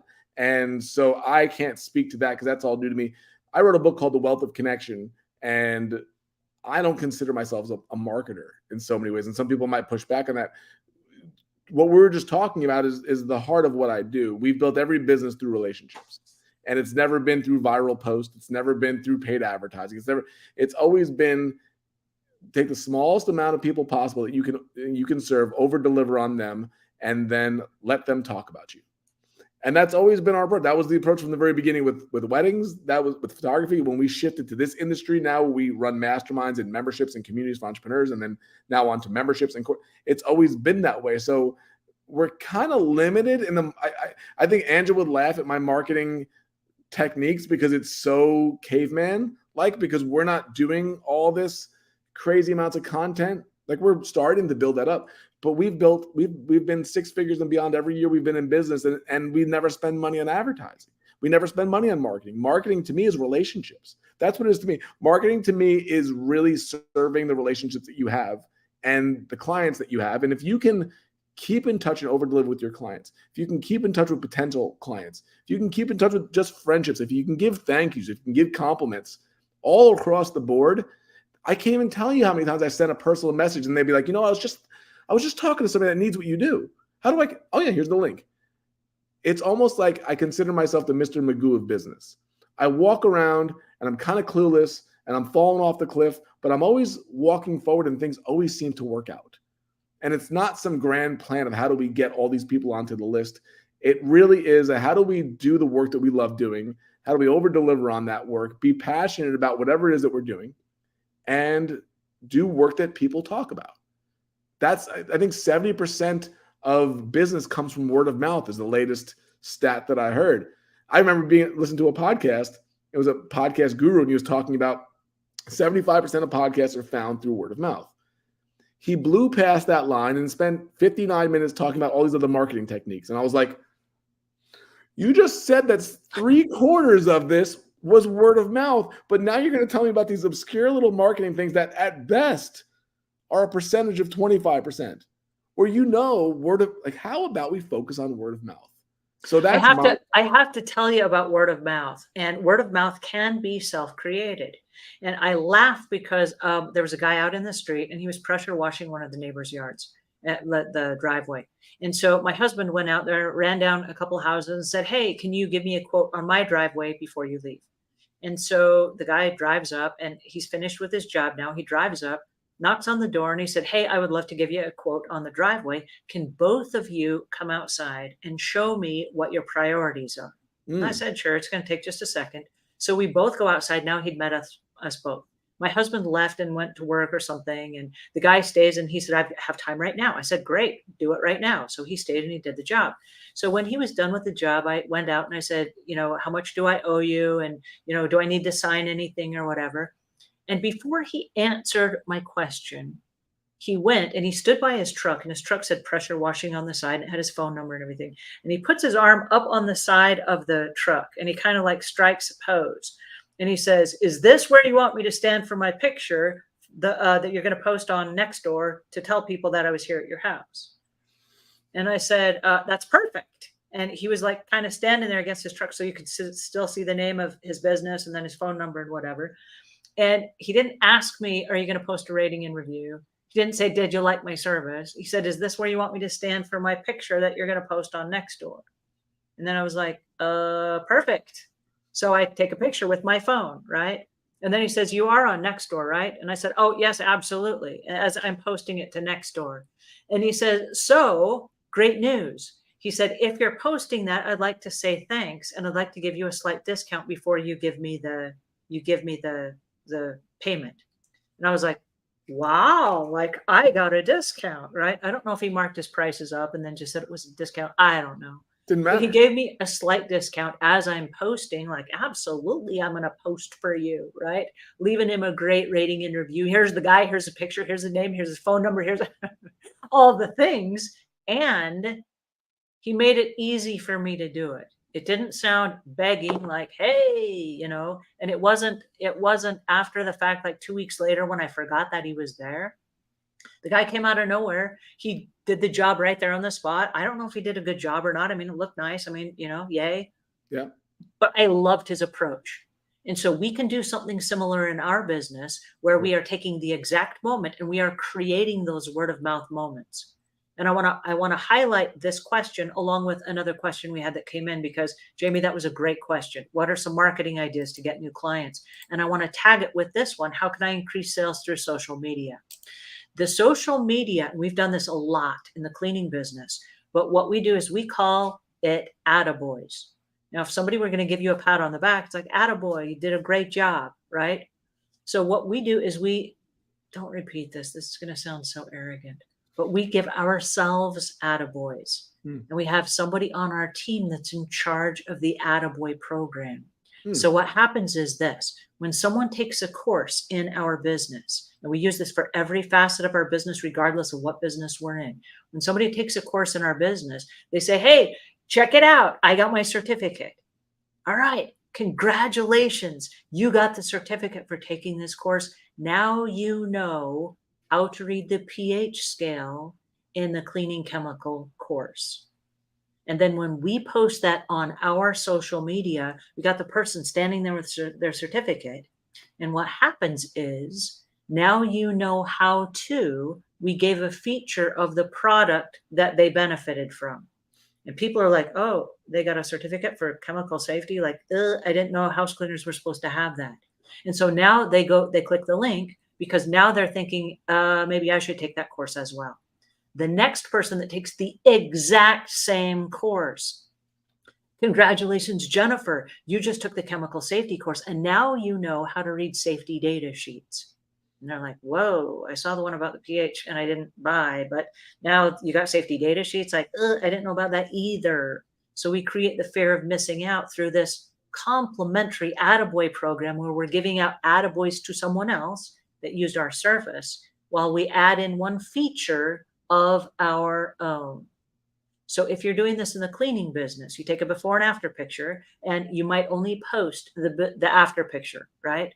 "Congratulations, Mrs. Peterson. You now have the cleanest bathroom on the house. And now you can tidy up in between jobs by using just, I don't know, the wipe it with a damp microfiber cloth method." And so now all of a sudden they're like, "Whoa, I I can't clean my whole bathroom with a damp microfiber cloth. Like, I'm missing something. I better hire this cleaning company, right? But you give your customer the attaboy. Congratulations, Mr. Jones, you now have the cleanest kitchen on the block thanks to this, that, or the other, right? And you add in features of your service. Because we cleaned your pantry today, it's going to be another 3 months before you got to go through and pull out all your old food. Oh, I didn't pull out all my old food or my expired food. Maybe I better hire that cleaning company, right?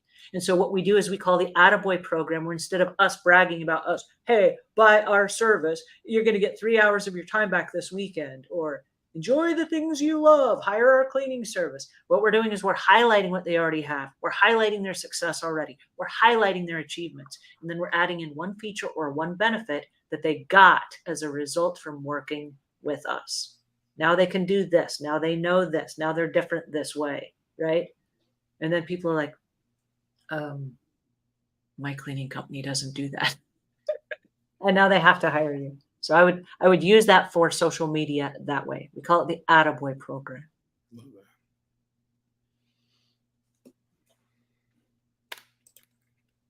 that. All right. How do you keep the office clean when you share it with many others?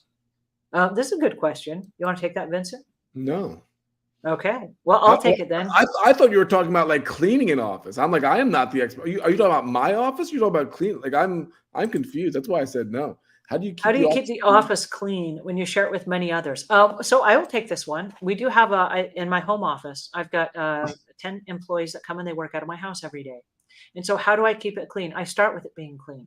And I start with it being clean. Don't tell anybody this, but I mean, they're expecting it to be clean when I come because of who I am. And I'm afraid that at any moment, my employees are going to like take a picture of their smartphone and go, check out Angela's bathroom or check out her kitchen. So I set up in my schedule, I do what I call sweeps. And we do sweeps in the business, and we do sweeps, literal sweeps of the location. And sweeps is not like sweeping a floor, but it's like I'm going to move through this area and I'm going to do the same routine every single day. And so my sweeps for my office to keep everything clean is at the top of every single day. I start at one area of the house that the employees will be in, and that's the kitchen, the entryway, the dining room. Then we've got a great big conservatory that's nothing but windows. We've got all the tables and chairs and offices and computers and everything in there for the people that work out of the house. It's also a media hub for the people that work out of the house, that leave and they go on site to customers' homes. They can come in and check their email. They can do their online training. They can sit there and have a cup of coffee. We got a coffee bar. I want them to feel at home in the space that we have here that we call our office. And so what happens is every single day from top to bottom, it takes me about an hour, and I go through and I wipe everything down. I restock all of the supplies on the coffee bar. I clean the toilets and I wipe down all the high touch areas at the top of every single day. Because when they arrive, I want them to arrive every day feeling like this is a brand new space. And this is how I'm going to start my day. And I expect that when they leave, they're going to leave it in the same condition that they found it in. And so all day, every day, I mean, not during the time that they're here, but any crumbs that have fallen on the floor, I wipe up the crumbs, I clean out the refrigerator. And when I restock everything, I make sure everything is neat and tidy so that when they arrive for the day, that sets the tone for them to then go out in the workplace. Either they're working from here or they're working out in the workplace. They're going to take that with them to all of the jobs that they go on. I don't want them to arrive and everything is stressful and it's in a mess and stuff is haphazard and whatever, and then expect them to go out and create something different in a customer's home. Okay. I want them to show up and go, oh, this is what we're doing now. And then when they turn around and they go out, whatever they're doing for the day, this is what we're doing now. It's organized, it's routine, and it is 100% what they're going to expect every single time they show up. And the reason for that is I've never had a problem hiring people ever. And I have a wait list of people who want to come work with us.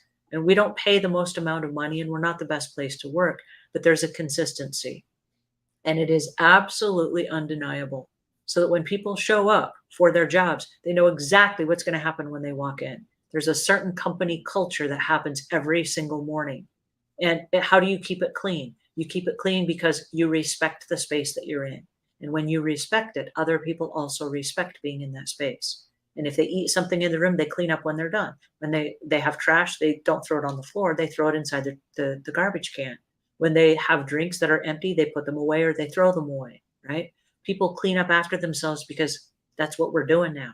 And you don't want to go into an environment where everyone else is tidying up and clean and they've kept their workstations clean. And then like you're the sloppy one. That's like not cool. And unconsciously or consciously, we tend to copy the people around us. And so if things are haphazard, no one cares. And that's how they will behave. But if everyone cares and everything is really neat and tidy, people will, oh, let me pick up after myself. That's what we're doing now. So that would be my suggestion for keeping an area clean is have a routine and have a system and keep it very consistent because there are people that are like, I don't work in a space like that. And so you should come work with us because that's how we do. And people won't let each other leave stuff on the desk. They won't let each other leave drinks and drink rings on the table and things like that. They don't let them. Everybody's kind of like, hey, we clean up after ourselves. That's how we do. It's just like in our Facebook groups. Many of you are in our Facebook groups, and we don't allow cussing in our Facebook groups. And so when people start cussing, that's not our norm. That's not how we do. And other people will, you can't say that in this group, right? That's not how we do. And so people will keep each other in check once they know what your company culture is. And so it goes back to how do you run your business? If you're not clear about how you run your business, you can't train employees on how to train other employees how you run your business. Yep. And if you don't know how you run your business, you can't train your employees to keep your customers on track with how you run your business. So one of the most important things we can share with you today when the going gets tough, I want you to stop and realize it's possibly, maybe not always, but it's possibly because you have not clarified how you run your business. And once you clarify that and you know what your hours are, guess what? Your family knows what your hours are, and your employees know what your hours are, and your customers know what your hours are. And they're not going to be texting you at 9 o'clock at night because everybody knows what your hours are. But if you don't know what your hours are and you're answering comments and questions at 9 o'clock at night, well, I guess you're in business, right? But if you are clear about how you run your business, you make it so much easier for everyone else to know how you run your business, from your employees to your customers. And here's what's really cool. Your employees are front line to your customers. So when your customers try to take advantage of you, your employees are like, nope, that's not how we do here. And it's not mean, and it's not with any animosity. It's just like, oh, I wish we could do that and we can't, but here's what we can do. Here's what we're prepared to do today. And they will follow through on your company culture because they know the rules and they know that they're enforced at every single level along the way. I wish I could add something, Angela, but we don't have employees, and I share an office with me, so I have zero that I could add. All righty. So next question. I love these questions, you guys. Thanks so much, by the way. We had a couple new questions that just came in. Nazor R says, my favorite part of selling vintage items online was adding a personal touch to each package, such as a handwritten well wishes and a thank you note. And this sounds like an online business. And I love the fact that you added that because that personal touch makes all the difference. And so my question to you is, how do you do a personal touch without losing a lot of extra money and time? You're asking me? Yeah. Yeah. Oh, first of all, in terms of the money and time, it doesn't have to be very expensive to do it. It doesn't have to be very expensive to send a note, to write a thank you, to even it's digitally now too. It's like it doesn't cost very much to, I love handwritten thank you notes. I put them up on our mantle. I put them on our bookshelves. I love them. But I also love, out of nowhere, to receive a message of thanks or of encouragement. You ever have one of those days where you're like, kids aren't listening. It's just, and then you get a message and it's like, hey, I just watched the lesson that you recorded. Let me tell you, that's exactly what I needed to hear. I was stuck. And then I watched that and you gave me those tips. And then boom, everything's changed for me. And I just want to let you know that I'm so encouraged right now. And I just appreciate you doing this. And you sit back and you go, everything's great. Everything's great. Thank you for doing that. That took what? Maybe a minute and 20 seconds for somebody to do in a digital form that pressed a button and didn't cost them a dime. So there's, if you can't afford a note or a gift or to think of a book, think about it this way. Somebody says, oh, I really want to what's some books that I should read? And people comment on them. You're like, I can go buy that book. Yeah, you could spend $17 and ship them the book. That's something you're probably not gonna do it for everybody, but I just do it on gut. If I just feel it, I will just go buy that. But if I also send encouraging messages out every single day, but they're real. They're not, hey, thinking about you. They're literally like, who do I want to thank today? And then you think about right now. If you have to say to yourself, I want to send 3 thank you messages today. There are going to be people that are going to be like, I don't even know who to thank. Mhm. And it's because they're not thinking about it enough. But I can guarantee you, if we just stop right now and said, let's take a 5-minute break and just think of 3 people you want to thank for something over the last 24 hours, you will come up with we went to that pizza place last night and it was great. Let me just send them a note. They'll be like, wow, nobody does that. 3 times. You do that 3 times a day, you will build a network and relationships and friendships you can't even imagine. Because like you said, we live in a thankless society. So you will stand out so well. Talk about marketing. I think it's the greatest form of marketing you could do. If you just said, I'm going to spend 15 minutes a day thanking people online, you will see. I'll recommend a book too. It's a book called 365 Thank Yous. I'm not sure, Angela, did you read this book? I haven't read it. No, but you just recommended it to me, so now I might. I love it. See? And not only did you just recommend it to me, you recommended it to all my friends here. So this is awesome. This book was about this guy that had just life sucked for him. Life was just terrible for him. And he was divorced. He was about to get divorced again. Family wasn't talking to him. Got a thank you note from his ex-wife, I think it was, right before Christmas. And it impacted him. Like she just sent it in the mail. So he said, I'm not speaking to my kids right now. Nothing's going well. On the first day of the year, January 1st, he said, I'm going to write a thank you note a day just to do it. So he wrote a thank you note to his son who he wasn't speaking to. He wrote a thank you note to the barber, wrote a thank you note to the postal delivery guy, to the person that worked in the restaurant, to his mom. Did that every day for a year. And at the end of the year, his life had changed completely. Within a week, his son came back to him, wanted to talk to him, somebody gave him money that he was owed that they wouldn't spend, all from thank you notes. His entire life changed from literally sending 1 thank you note out a day. Do you know why that works? I know you do, Vincent, but let me pose that as a question. Do you guys know why that works? And I'll share the answer with you. It works because you change from looking at what's wrong with life to what is right with life if you're looking for things to write thank you notes for. So you start finding gratitude in the smallest of things in your life. And when you go from a person that's, oh, life sucks and everything is wrong, like it sounds like he was at the start of the story, by looking for things in his daily walk of life, things that were right, catching people doing things correctly that he could thank them for, suddenly that puts him in a place of gratitude. And you start attracting into your world things that are whatever you're looking for, right? If you are looking for things that are going wrong, oh my goodness, you're going to find them all. Oh, I've just had one of those days. Everything is going wrong. And then guess what? More things go wrong. And then there they are, front forward.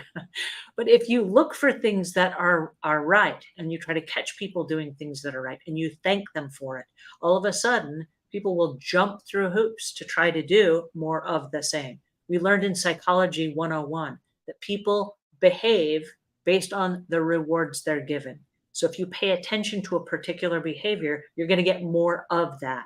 So if you are a nagging person, you're going to get more people giving you things to nag about. Yep. But if you pay attention to the really positive things that people do, they will trip over themselves to try to do more of those things. We are people pleasers by nature. And so what happens is people want approval of other people. And when you catch them doing things right and you thank them and you appreciate them, they will literally jump through hoops to try to do it again and again and again, right? We live in a society. I'm going to go off on a rant here for just a second, so forgive me in advance. We live in a society that pays attention to sickness and illness and bad things. So somebody gets sick and we're like, oh, how are you doing? How are you feeling? We don't ask people how they're feeling when they're well. No. We don't. We pay attention when they are sick. And if they get really sick, then we say, oh, can I get you anything? Can I bring you any soup? Is there anything you need? We don't ask them if they need anything when they're well. And if they get really, really, really sick and they have to go to the hospital, we might even drop what we're doing and go visit them. But we don't visit them when they're well. And if they're almost dead, we'll send a get well card, right? We don't send cards when people are well. And lo and behold, if you go to the hospital and somebody's in their hospital bed, then what do? Oh, let me stop by the gift store and let me get them a teddy bear or some balloons. And we take them flowers and we give them all this attention. And what have we done? We have just trained them. If you need my attention, you have to get sick and you have to get ill and you have to almost die and you have to like make the world stop so that I will stop and pay attention to you. Now that is really twisted and that is really sad. And so in my house, we have this policy. If you're sick, you get to go sleep it off by your own self and there's no attention given. And when you are well, that's when we want to see you and we want to spend time with you and we want to hang out in your space when you're well. And if you're sick, go sleep it off. When you're well, let me know because I want to take you out to lunch then. And we pay attention to when people are well. And in my house, people don't get sick. My husband got sick once in 21 years. He got sick once. We don't get sick. We don't give that any attention at all because we don't want more of that, right? So we're focusing on what is well, what is right, what is positive. I love the 365 thank yous. And if you're a house cleaner and you don't have something to thank your customer for, find something that's different and unique. Because if you're cleaning their house, you're going to go, wow, look, they got a new throw rug. Make a note and send a text. Hey, I just checked out your house as I was cleaning and I see you got a new throw rug. Nice choice. Hey, I saw a new wreath on your front door. That was a really nice touch for the holiday season. Hey, I saw that you painted your baseboards. Don't those look nice? And you can pay attention to the things that cost money in people's homes that they think, well, I'm the only one that lives here. No one notices. Wait a second. My house cleaner paid attention enough. They saw that I got a new soap dish on my bathroom sink. Right. And I love finding those things. They were my little Easter eggs as I was cleaning. I'm looking around my customer's house going, what kind of things did I see? And I clean their house over and over and over again. And when you see something new, you're like, whoa, that is a new set of hand towels. And aren't those spiffy? Nice choice. I love your decorative design. Right. People are like, well, whoa, they noticed. And when it comes time to a cheaper customer or a cheaper house cleaning company that comes through the neighborhood and leaves a flyer in their mailbox, that's not who they want. They want the person that notices what they're doing in their personal life. They want the person that appreciates their business. So Vincent is spot on when he says, write the thank you note because it will go so many places that you can't even imagine. Love it. And the idea of being a noticer, it's another book. One of my favorite, Andy Andrews wrote a book called The Noticer. And it's basically about becoming that noticer. And what you just said is so spot on. And it can go even deeper personally, meaning like a compliment to them as parents. You know, I hear this. I'm so impressed by the way that you've raised your children. What parent wouldn't want to hear that? You're cleaning their house and they're going to a football game. And I hope it was a great game last night. Go Giants, whatever it is. Those little touches just go such a long way. And I think you're right. It's a lost art that hardly anybody does. Wow. I love that. You guys, this is so awesome. Anne says, I'm a cleaner, but I need to be more hands-off. How do I do that? This is true for any business, but how you become hands-off is you have to decide why you want to become hands-off, and you have to decide what would have to happen in order for you to become hands-off. What would have to happen in your business? And it goes back to being crystal clear. If you're not sure, how does your business operate? If you're not sure, how do you know what to outsource? And so my job for me, and then Vincent, I'm going to let you answer the same question because I know our businesses are slightly different, but I know you work with a lot of really high profile level coaches. I mean, coaching people in their businesses. One of the things that I do for me is every Monday for me, I have a new set of packets that I give out, and I give them out to independent contractors. And this is during the week. I caught myself doing something I'm not good at.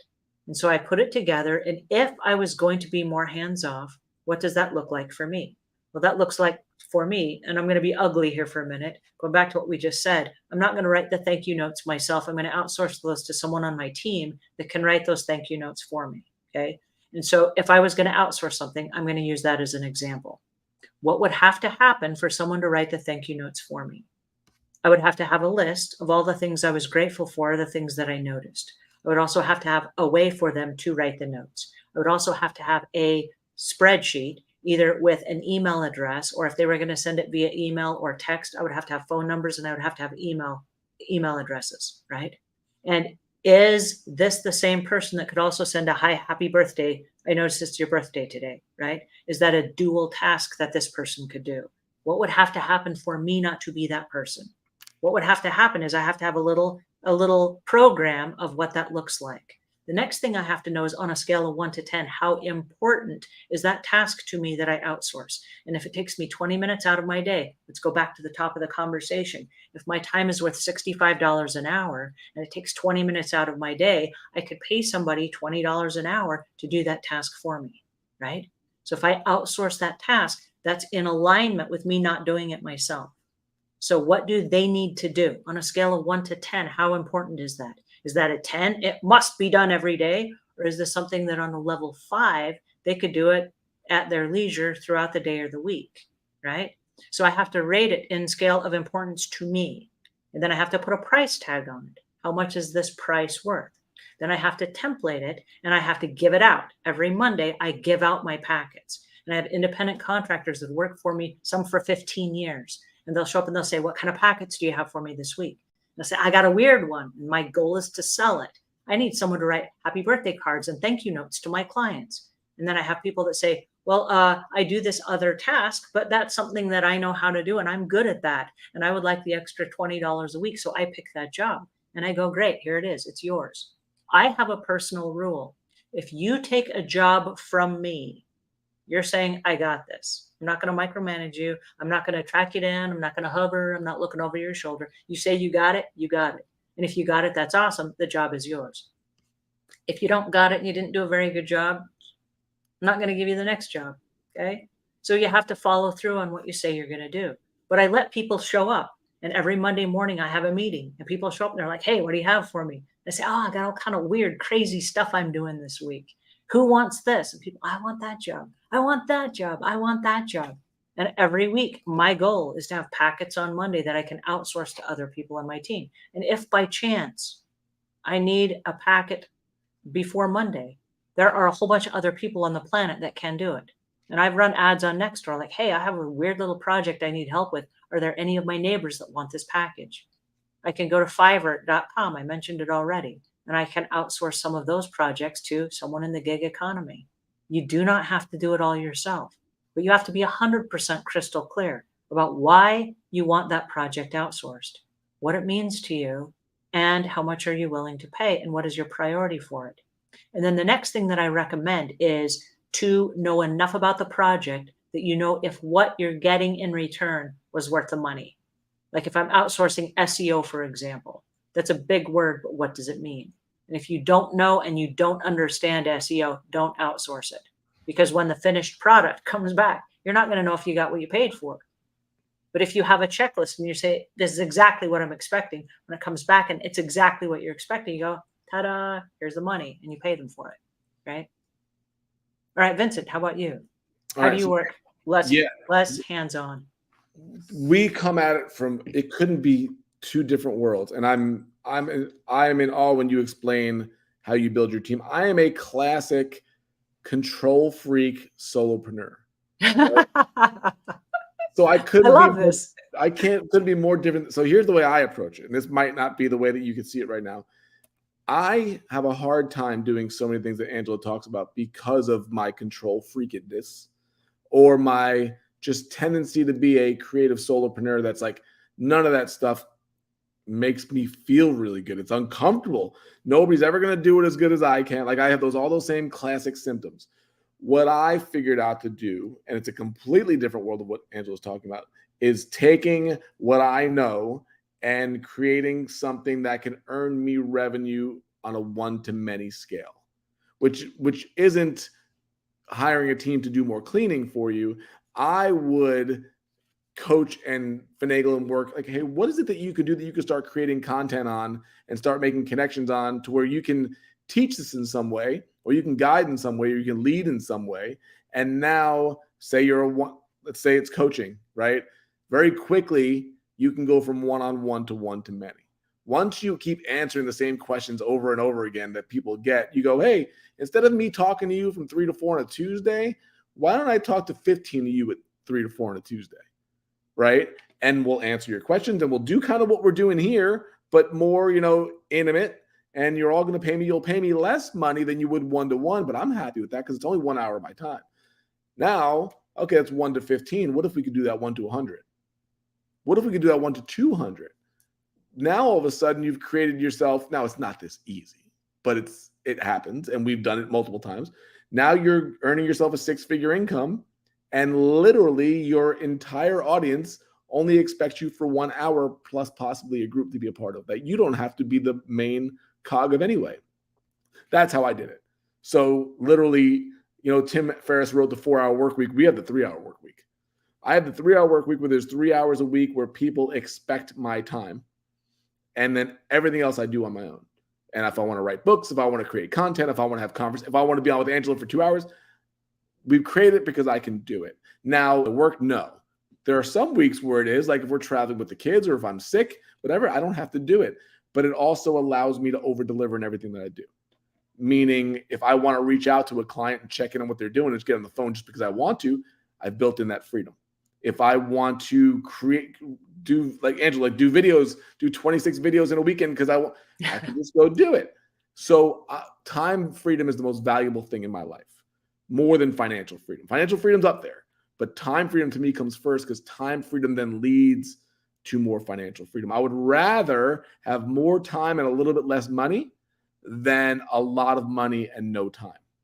So I chase time freedom first. With that time freedom, I decide what I really want to do and I pivot. Okay, this got me there, right? This got me to the 1 hour with 100 people. Now I can tweak it a little bit more to what I really want to do because I've already built that life. So that's the direction that I would go, which is, as you can tell, is completely different than Angela's expertise. Yes and no. So in the house cleaning industry, it's easy at the end of a job to chitty chat with a customer. And the customer has lots of questions and they want to talk and they want to get to know you and hang out and all these things. Mhm. But because time is money and we have to be very careful and cautious and protective of our time, it begs exactly what you just said. Can I do one-to-many instead of one-on-one? Instead of one-on-one conversations? What I like to do, and I've done this for years, I love this approach. I've introduced myself at the homeowner association meetings in the neighborhoods in which I clean. And so I show up at the door and I bring a little coffee mug with me. And the coffee mug I have purchased at like one of these stores where it says like Charlotte on the front of it. I'm from Charlotte, North Carolina. So it's like a little city mug. Put a bunch of chocolates in it, wrap it in cellophane. And I say, I am the door prize person for this HOA meeting. And they're like, oh, we didn't know we have door prizes. And I have a little bucket there and people will give me their business card. I give them one in exchange. If they don't have a business card, I have little strips of paper. They can write their name and number on it and drop it in order for me to give out a prize. I got to draw a name. So if somebody doesn't have a business card, they can write their own name and address or phone number, whatever, put it inside the bucket. Okay. At the end, I have all their contact information. Oh, wait. And I'm working in that neighborhood, right?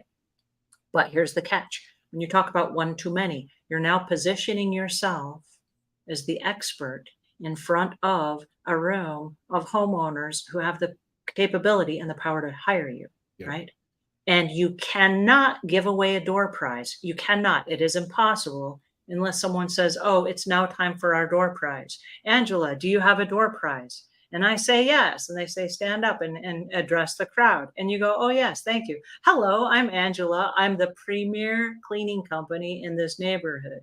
And this is my cleaning company. You all just gave me your information. I gave you my card in exchange. Give me a call if you have any questions. And now for the door prize. And you pull out a name and you say, and the lucky winner is, and you give the lucky winner and you give them the mug of chocolate that cost you $3 or $4, right?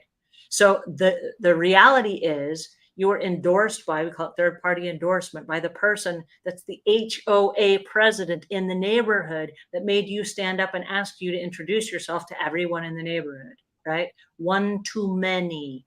And so instead of doing these little one-on-one conversations, stay for the whole meeting.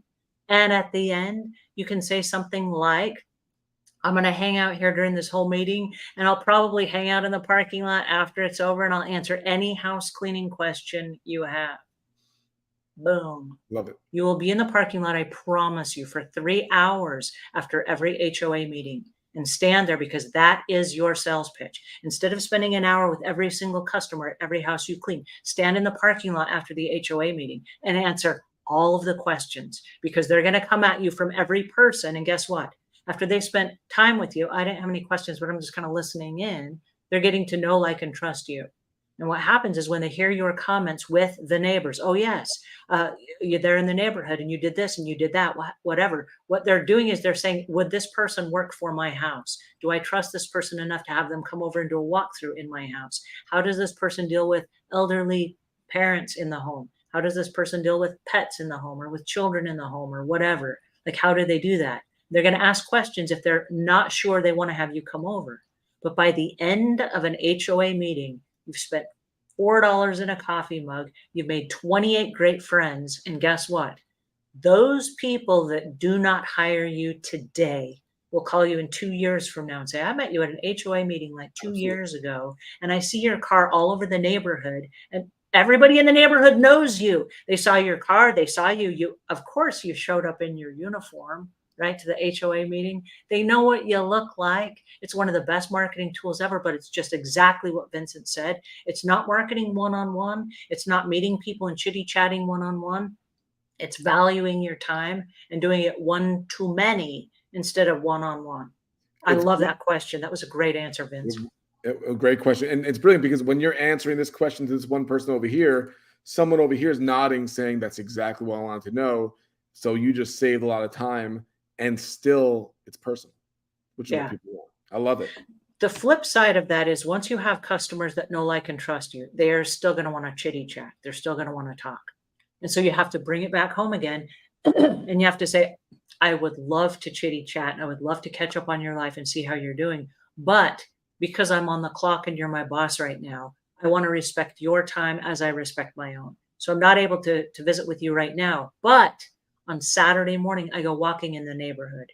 And so I would love for you to meet at the clubhouse on Saturday morning and let's go walking around the neighborhood and we'll get our exercising in and we can sit there and we can chat. What happens is they show up at 7 o'clock in the morning in the neighborhood. And of course, you're going to go walking. And if you work 6 neighborhoods, pick a different day of the week, every day of the week, and walk in those different neighborhoods. But the homeowners will come out and they start bringing the neighbor lady and they bring the new lady that moved in. And suddenly it's a group of 10 or 12 people that go walking. And now you're talking about the families and the kids, the ball games, and we talked about writing the note like, hey, I noticed you painted the baseboards. Now you know when their kids are playing ball games, you know who's graduating from school, you know who's getting married. And now you're saying, hey, great job. I see that Johnny won his ball game or whatever, right? You're in their lives, but not in their lives. You're in their lives on one to many, not one to one. Does that make sense? That was a great question, you guys. I love that.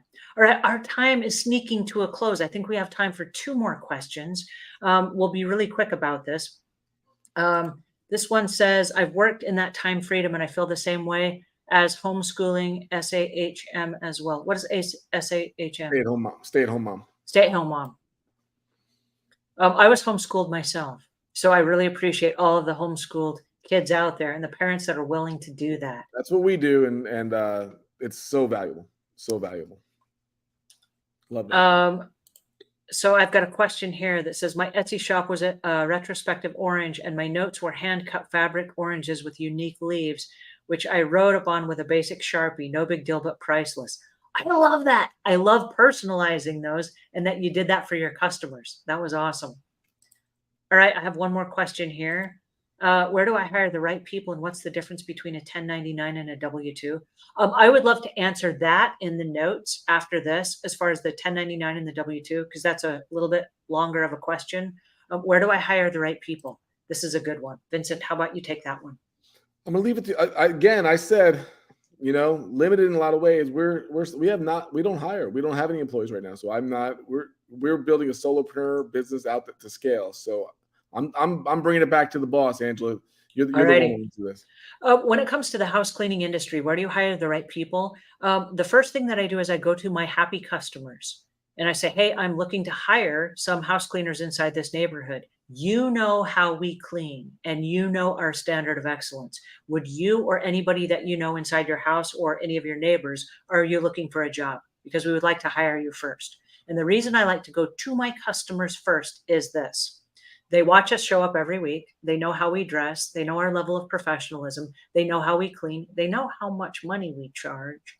And so when I'm asking for them to give me recommendations, they're not recommending somebody cold. They're recommending somebody that they know, I know the standard of excellence that's going to be required. And I've hired a lot of my customers because they maintain their houses between cleanings. And I show up and I'm like, wow, you did a great job maintaining your house between cleanings. Did you do this? Or, you have several of us coming to your house. They're like, no, I maintained it myself. Are you by any chance looking for a job? Because you'd make an excellent addition to our team. And I've hired people whose homes I used to clean. Okay. I also ask my employees, who do you know who would make a good cleaner for our team? And the reason I ask that is because they show up every day to work. They know how intense the job is. They know how much physical labor is required for the job. They know I'm a taskmaster in that I have a very specific set of rules and regulations, and we follow them every single time so that it makes replicating the business easy. They know what those rules are. If they have friends that are not going to fit in with our company culture, they don't recommend those friends. And so when they find people that would be a good fit for what we do, they come to me.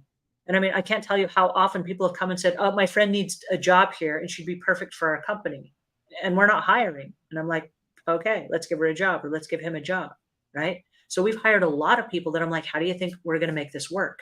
And then we pick up those mommy helper packages, or we pick up deep cleaning jobs, or we do other jobs to make those people fit. Because I would rather hire a good person when they arrive than go looking for a good person when the time is not right. And we will wrap on this. I want to caution you very carefully about when you hire someone. If you hire in a stage of desperation, you're hiring them because you're hoping they will rescue you. And the person that will come to you is looking for a job because they're hoping you will rescue them. Hiring people is not a rescue kind of job. You're hiring people because they would be an amazing addition to your team. And those people will show up because you have an amazing team. So become the kind of company that people will flock to your door and go, I want to come work for your company. And you will never run ads. We have no shortage of people that work for our company. And on the rare events that we've ever required us going out looking for help, we ask our customers first and our employees, because they know our company culture and they know us better than anyone. And they're going to give us a really honest answer about who are the right people. I don't want the wrong people working at my company, and you don't either. Guys, our time is up. Ugh! I hate that our time is up, and I've loved spending this 2 hours today with you. Thank you guys so much. Vincent, I cannot thank you enough for your time, your energy, and your enthusiasm today. Your wisdom is priceless. My pleasure. Thank you so much. Anytime. Love to do this anytime you want. This is just tons of fun. So thank you. Thank you. We'll see you guys again next time. Thanks again. Have a great one.